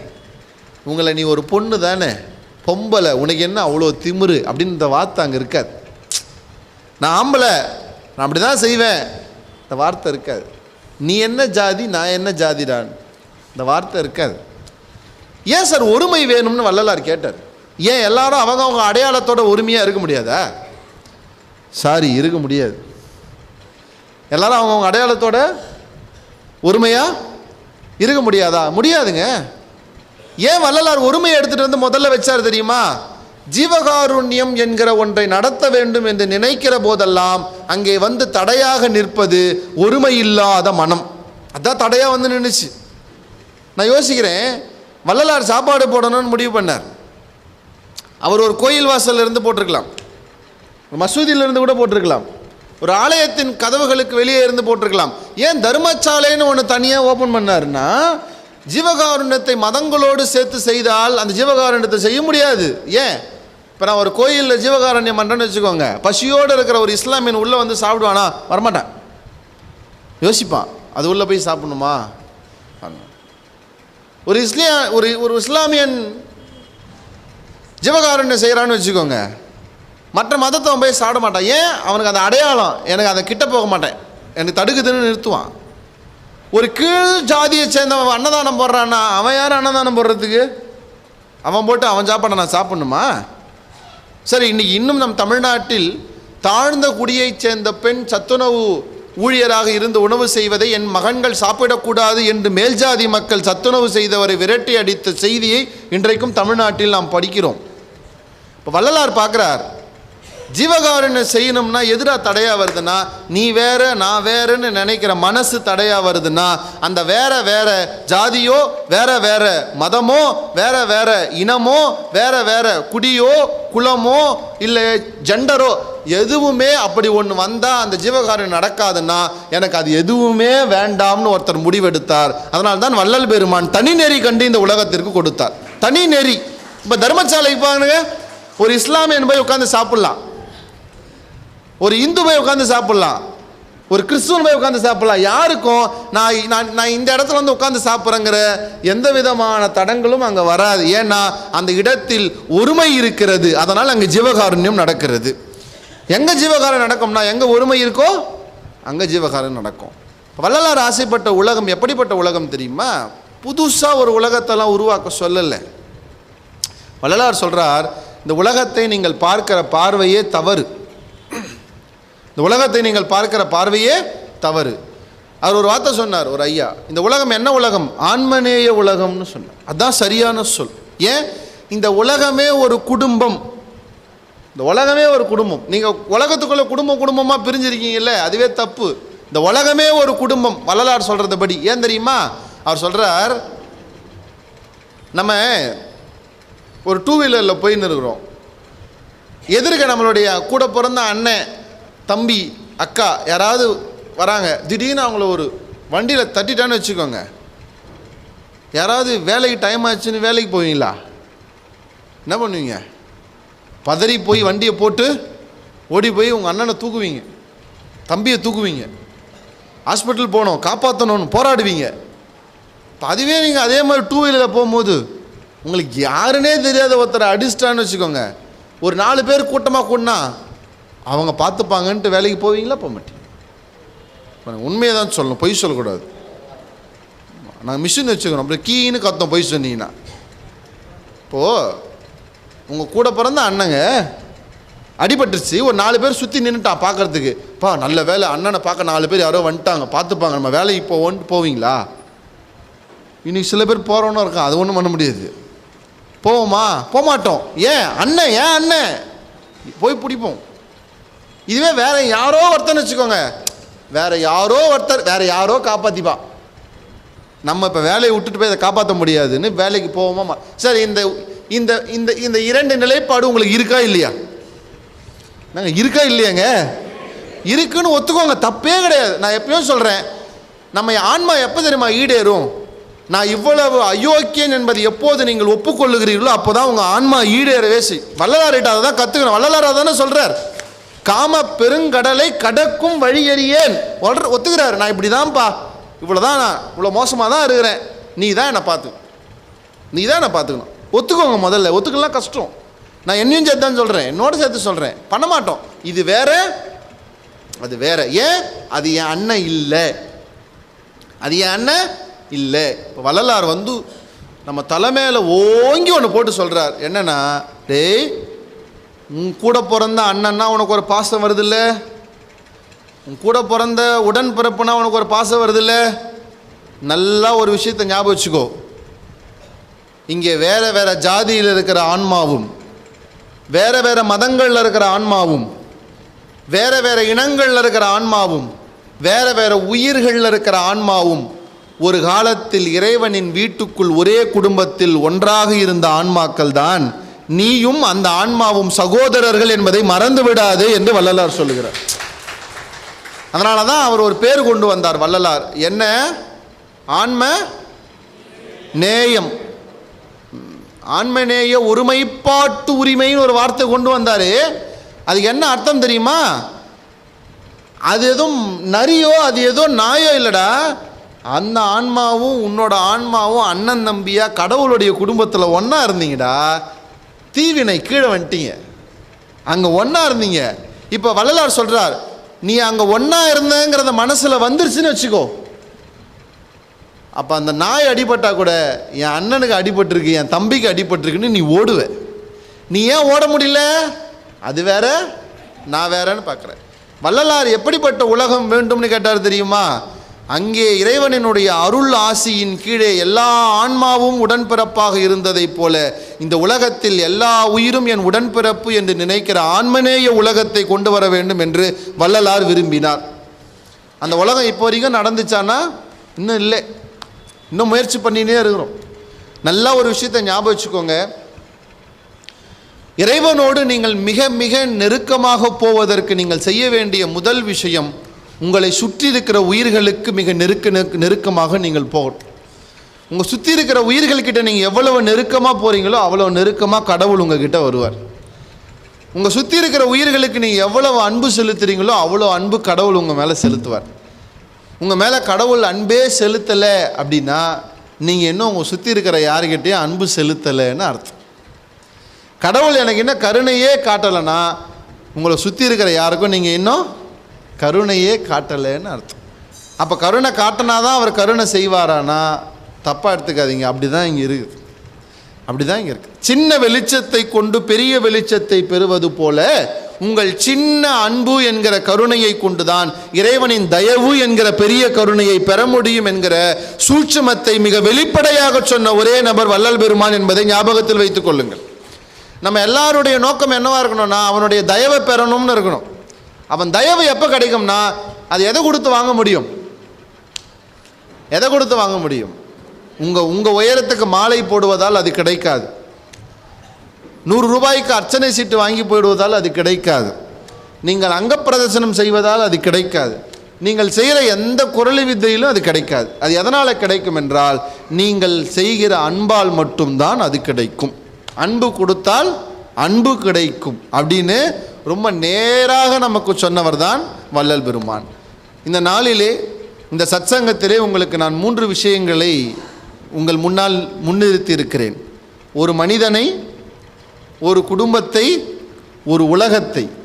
இந்த ஒரு உலகம் உங்களுக்கு நேராக கையில் கிடைக்காது. அந்த ஒரு உலகம் கிடைக்கணும்னா ஒரு குடும்பம் முதல்ல உங்களுக்கு கிடைக்கணும். எந்த குடும்பம்? நான் சொன்னேன் இந்த குடும்பம். அந்த ஒரு குடும்பம் கிடைக்கணும்னா நீங்கள் முதல்ல என்ன ஆகணும்? ஒரு மனிதன் ஆகணும். அப்போ நம்மளுடைய முதல் பயணம் எதை நோக்கி இருக்கணும்னா, பாரதியார்கிட்ட நான் திரும்ப வரேன். உண்டு உறங்கி இடர் செய்து செத்திடும் கலகமானிட பூச்சிகளாக இருக்கிற நாம் எல்லாம். இன்னைக்கு ஒரு நிர்வாண துறவி இல்லை நம்மளை பார்த்து சொல்கிறதுக்கு. இல்லை என்றாலும் வள்ளல் பெருமானை கைகாட்டியதைப் போல ஒரு உத்தம மனிதன் போகின்றான் என்கிற நிலையை நாம் அடைகிற போது நமக்கு ஒரு குடும்பம் சரியாக கிடைக்கும். அந்த ஒரு குடும்பம் சரியாக எல்லோருக்கும் கிடைக்கிற போது இந்த உலகமே ஒரு குடும்பமாக வள்ளல் பெருமான் ஆசைப்பட்டது போல நடக்கும் என்பதை நம் மனதிலே நிலைநிறுத்தி கொள்வோம். இந்த நல்ல நாளிலே நீங்கள் எல்லோரும் ஒரு பெரிய தேடுதலோடு இங்கே வந்திருக்கிறீர்கள். யாரெல்லாம் என்ன தேடலோடு வந்திருக்கிறீர்களோ அதுவெல்லாம் நிச்சயமாக நடக்கும். எப்போதும் நான் மேடையிலே சொல்லுகிற ஒரு விஷயத்தோடு நான் நிறைவு செய்கிறேன். நாம் ஆன்மீகத்திலே மிக பெரிதாக நினைப்பது, நம்புவது ஆண்டவனை விடவும் பரிகாரங்களை நம்புகிறோம். அதுதானே உண்மை. ஆண்டவனை விடவும் பரிகாரங்களை நம்புகிறோம். ஈஸ்வரனை விட சனீஸ்வரனை நம்புகிறோம். அப்படி தானே? சனி பெயர்ச்சின்னு ஒன்று வந்தால் எல்லாருக்கும் பயம் வருது, எல்லாரும் பதறோம். குரு பெயர்ச்சி வந்தால் கொண்டக்கடலை மாலை எடுத்துன்னு ஓடுறோம். அவர் குரு பகவானே இல்லை, அவருக்கு போய் போடுறோம். அவர் தட்சிணாமூர்த்தி. குரு பகவான்னா வியாழன் பிளானட்டு. நம்மால் வியாழன் பிளானட் யார்? குருமூர்த்தியாக உட்காந்துருக்கிற குரு பகவான் யாருன்னு தெரியாமல் வியாழனுக்கு போட வேண்டிய கொண்டக்கடலை மாலையை தூக்கிட்டு போய் தட்சிணாமூர்த்திக்கு போட்டுருக்கிறார். இப்போ இன்னும் இவர் காண்டாக போகிறாருன்னு இவனுக்கு தெரியல. திருநள்ளாறு போகிறோம், சிவபெருமானுடைய கோயில் இது. எங்கேயோ ஒரு ஓரமாக சனீஸ்வரர் உட்காந்துங்கிறார். சிவபெருமானை விட்டுட்டான், போய் சனீஸ்வரன் காலில் போய் விழுந்துனுங்கிறான். என்ன பிரச்சனை? அந்த சனீஸ்வரனுக்கே ஒரு கஷ்டம்னா தீர்க்க போகிறது அவன் தானே இவனுக்கு தெரில. யாரை போய் நம்புகிறான்? பரிகார தெய்வத்தை போய் நம்புகிறான். ஒரு விஷயத்தை ஞாபகம் வச்சுக்கோங்க, எல்லாரும் என்ன எதிர்பார்க்குறோம்? ஒரு பரிகாரம் எதிர்பார்க்குறோம். ஏன்? செய்யப்பட்ட தவறுகளை சரி செய்வதற்கு பரிகாரங்கள் போதுமானதுன்னு நினைக்கிறோம். இன்றைக்கி வரைக்கும் நம்ம தப்பிச்சுக்கிறது அதனால்தான். எல்லாரும் எதனால் தப்பிச்சுக்கிறோம்? பரிகாரத்தை வச்சு தப்பிச்சுக்கிறோம். வள்ளலார் கூட நம்ம எல்லாரும் புரிந்து கொண்டு நம்ம பல்ஸ் எல்லாம் பிடிச்சி பார்த்து இவனுங்க எப்படியும் பரிகாரம் சொன்னால் தான் அடங்குவானுங்கன்னு நமக்கு ஒரு பரிகாரம் சொல்லியிருக்கிறார். உங்கள் எல்லாருக்கும் அந்த பரிகாரத்தை சொல்லுகிறேன். அதை உங்களுக்கு தெரிந்தவர் எல்லோருக்கும் சொல்லுங்கள், நீங்களும் செய்யுங்க. யாருக்கெல்லாம் தீராத நோயோடு உடலிலே உபாதையோடு எத்தனை மருந்து எடுத்தாலும் இன்னும் சரியில்லாமல் இருக்கிறதோ உங்களுக்கெல்லாம் ஒரு பரிகாரத்தை வள்ளலார் சொல்லியிருக்கிறார். வேணால் எழுதி வச்சு நோட் பண்ணிக்கோங்க. ரொம்ப பெரிய பரிகாரம், மறந்துடக்கூடாது, அதனால் எழுதி வச்சுக்கோங்க. யாருக்கெல்லாம் உடல் உபாதை நோய் தீராத வியாதி இருக்கிறதோ நீங்கள் செய்ய வேண்டிய பரிகாரம், உங்களை சுற்றி யாரெல்லாம் பசியோடு இருக்கிறார்களோ அவர்களுக்கு பசியாற்றுங்கள், உங்கள் நோய் விரைவில் பூரணமாக குணமடையும். தான் வள்ளலார் சொன்ன பரிகாரம். நான் சொல்லலை, உண்மையிலேயே வள்ளலார் உரைநடை ஜீவகாருண்ய பகுதி எடுத்து படித்து பாருங்கள், சொல்கிறார். யாருக்கெல்லாம் திருமணம் நடந்து இன்னும் குழந்தை பேர் இல்லாமல் இருக்கிறதோ, புத்திர பாக்கியம் இல்லாமல் இருக்கிறதோ, நீங்கள் செய்ய வேண்டிய பரிகாரம், உங்களை சுற்றி யாரெல்லாம் பசியோடு இருக்கிறார்களோ அவர்களுக்கு பசியாற்றுங்கள், பசியாற்றினால் உங்களுக்கு பிள்ளை பேறு கிடைக்கும் என்று வள்ளல் பெருமான் சொல்லுகிறார். யாருக்கெல்லாம் செல்வம் கைகூடவில்லை என்று நினைக்கிறீர்களோ, ஏன்னா இப்போ நமக்குலாம் வீட்டில் இப்போ ரொம்ப டாமினண்ட்டாக ஒருத்தர் வந்துங்கிறார். அவர் யாருன்னா குபேர பொம்மைன்னு ஒன்று, அதை பார்க்கும்போதே பயமாகுது. அதை பிடிச்சதுக்கு வந்து வீட்டில் வச்சுருக்கிறோம். குபேர பொம்மை அப்படின்னு ஒன்று வந்து வச்சுக்கிறோம். ஆக்சுவலாக அது குபேரரே கிடையாது, தெரியுங்களா? ஒரு மூட்டையை ஒன்று வச்சு குண்டா ஒருத்தர் இருக்கிறாரு, அது லாஃபிங் புத்தா. நம்ம ஆளுங்க லாஃபிங் புத்தா யார், குபேரர் யாருன்னே தெரில. குபேரர் சிலை அது கிடையாது, தெரியுங்களா? குபேரர்னே ஒரு சிலை இருக்குது. நம்ம ஆள் எது குபேரர் தெரியாமல் லாஃபிங் புத்தா தூக்கின்னு வந்து தட்டு நிறைய காயின் போட்டு அது மேலே அவர் உட்கார வச்சு காசு தருவாருன்னு இந்த சின்ன குழந்தைங்க மயில் இறகு தூக்கி புக்கில் வச்சு பென்சில் சீவி அதை குட்டி போடணும்னு நினைக்கிறது எவ்வளோ பைத்தியக்காரத்தனமோ அவ்வளோ பைத்தியக்காரத்தனம். லாஃபிங் புத்தாவை தூக்கிட்டு வந்து வீட்டில் வச்சுட்டு குபேரர் அதை வேறு எந்த மூலையில் வைக்கணும்னு வேறு ஒரு பெரிய பிரச்சனை நடக்கும். இந்த மூலையில் குபேரர் வைக்கிறதா, அது குபேரரே இல்லைங்கிற, அப்புறம் அது எந்த மூலையில் வச்சா என்ன இருக்குது, எங்கேயாவது வச்சுட்டு போக வேண்டியதானே. வள்ளலார் சொல்கிறார், யாருக்கெல்லாம் பொருள் குறைபாடு இருக்கிறதோ, யாருக்கெல்லாம் கை நிறைய பணம் வேண்டுமோ, சொத்து வேண்டுமோ, நீங்கள் செய்ய வேண்டிய பரிகாரம், பசியோடு இருக்கிற 10 பேருக்கு சோறு போடுங்கள், நீங்கள் எதிர்பார்ப்பதை விட செல்வம் உங்களுக்கு அதிகமாக வந்து சேரும்னு சொல்கிறார். என்னங்க எல்லாத்துக்கும் ஒரே பரிகாரம் சொல்கிறீங்கன்னு தானே நினைக்கிறீங்க? எல்லாத்துக்கும் ஒரே பரிகாரம். இதுதான் வள்ளலாருடைய கருணை. ஏன்னா ஒன்றுத்துக்கு தனியாக ஒரு பரிகாரம் பண்ண வேணாம். வள்ளலார் சொல்கிறார், பசியாற்றுதல் என்கிற ஜீவகாருண்யம் ஒன்றை செய்தால் உங்களுடைய எல்லா பரிகாரமும் அதற்குள்ளே அடங்கி விடுங்கிறத விட ஒரு பெரிய எளிமையான ஒரு வழி என்ன இருக்க முடியும்னு யோசிச்சு பாருங்க. அதை விட ஒரு எளிமையான வழி என்ன இருக்கும்? இந்த பசியாற்றுதலில் இன்னொரு விஷயத்தை நல்லா கவனமாக பார்க்கணும். யாருக்கு பசியாற்றும்னு ஒன்று இருக்கு.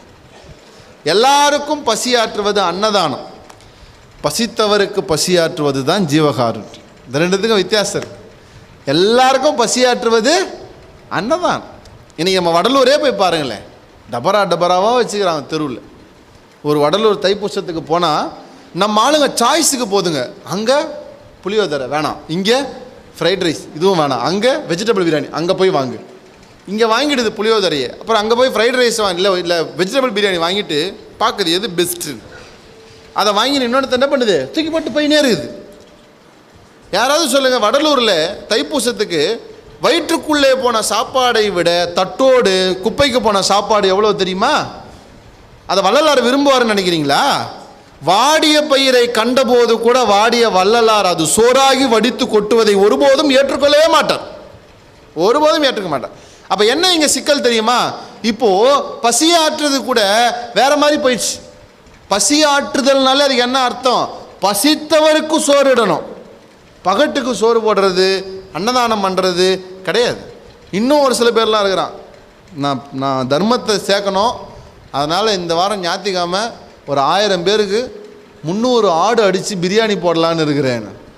டேய், அதெல்லாம் பண்ணால் அன்னதானத்தில் பண்ணால் யாரா சேரணும்? வள்ளலார் சொல்லுகிறார், நீங்கள் ஒரு உயிரை கொலை செய்து 1000 தர்மம் செய்தாலும் அது 10,000 அதர்மத்திற்கு சமமே தவிர அது தர்மம் இல்லை என்பதை நாம் ஞாபகத்தில் வைத்துக்கொள்ள வேண்டும். இதெல்லாம் நம்ம உள்வாங்கிக் கொள்வதற்காகத்தான் இந்த ஞான சத்சங்கத்தை ஏற்பாடு செய்திருக்கிறார்கள். இந்த சத்சங்கம் உங்களுக்கு என்ன செய்தது? காலையில் பாராயணம் நடந்தது, பாராயணத்துக்கு பிறகு சத்சங்கம் நடந்தது. இப்போ அடுத்து என்னங்கய்யா, ஜோதி வழிபாடு இருக்குங்களா, தியானம். அவங்க ரொம்ப நேரமாகவே தியானத்தில் தான் இருந்துருக்கிறாங்க. இப்போ அஃபீஷியலாக தியானத்துக்கு உங்களை கூப்பிட்டு போக போகிறாரு. அடுத்து தியானம், அதுக்கப்புறங்க ஐயா அதோட நிறைவடைய போகுது. இப்போது சில பேர் காலையிலேருந்தே தியானத்தில் இருந்தீங்க, இப்போ உண்மையான தியானத்துக்கு அடுத்து போக போகிறீங்க. பாராயணத்தில் தொடங்கணும். பாராயணத்தினுடைய குறியீடு என்ன தெரியுமா? உங்கள் உடல் எண்ண மனங்களை வைப்ரண்ட், அதிர்வுன்னு சொல்லுவாங்க.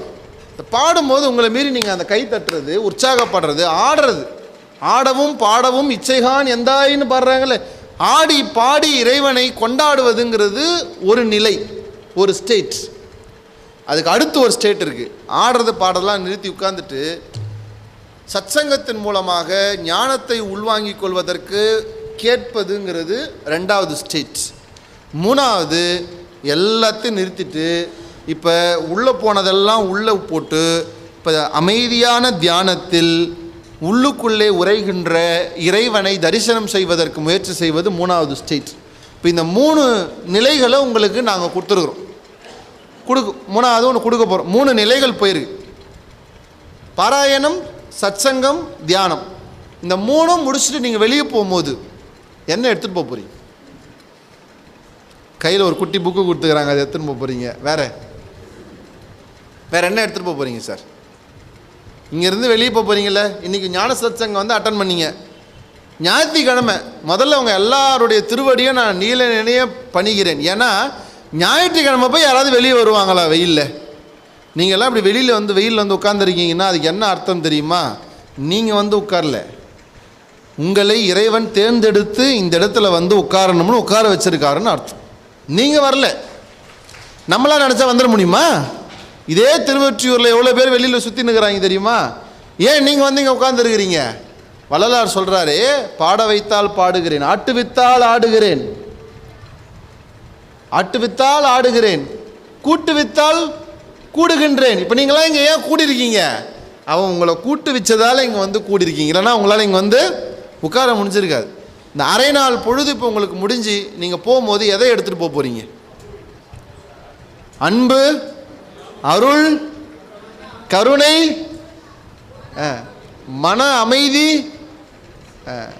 நீங்கள் ஒன்று, நான் இவ்வளோ காம்ப்ளிகேட் பண்ணாமல் என் பேச்சிலேருந்தே சொல்கிறேன், நீங்கள் இங்கேருந்து எதையும் எடுத்துகிட்டு போக தேவையில்லை. சிலதை விட்டுட்டு போனால் போதும். என்ன விட்டுட்டு போனால் தெரியுமா? உங்கள் 3 பொண்டாட்டிங்களையும் உங்கள் 8 பிள்ளைங்களையும் இங்கே விட்டுட்டு போயிடுங்க. ஐயா பார்த்துப்பார். அவருக்கு அது தைரியம் இருக்குது, எல்லாத்தையும் சமாளிக்கிற தைரியம் அவருக்கு இருக்குது, நமக்கு இல்லை. அவர் சாது, அவருக்கு சமாளிக்கிற தைரியம் இருக்குது. உங்கள் எல்லாருடைய 3 பொண்டாட்டியையும் 8 பிள்ளைங்களையும் இங்கே விட்டுட்டு போயிடுங்க, இந்த கதவோடு விட்டுட்டு போயிடுங்க. நம்ம சாது சரவணன் அது எல்லாரையும் சமாளிச்சுப்பார். அவர் எல்லாரையும் பார்த்துப்பார், ஒன்றும் பிரச்சனை இல்லை. நான் உண்மையாக சொல்கிறேன், நீங்கள் எடுத்துகிட்டு போகிறதுக்காக இந்த ஞான சத்சங்கம் கிடையாது. இது எடுத்துகிட்டு போகிறதுக்கு இல்லை, இது விட்டுட்டு போகிறதுக்கு. இங்கேருந்து விட்டுட்டு போகணும் அப்படிங்கிற அந்த வைராகியத்தோடு இந்த கதவிலிருந்து நீங்கள் வெளியே போகிற போது புதிய மனிதனாய், புதிய குடும்பமாய், புதிய உலகமாய் உங்களுக்கு கிடைக்கட்டும் என்று சொல்லி விடைபெறுகிறேன். நன்றி, வணக்கம். அருட்பெரும் ஜோதி, அருட்பெரும் ஜோதி, தனிப்பெரும் கருணை, அருட்பெரும் ஜோதி.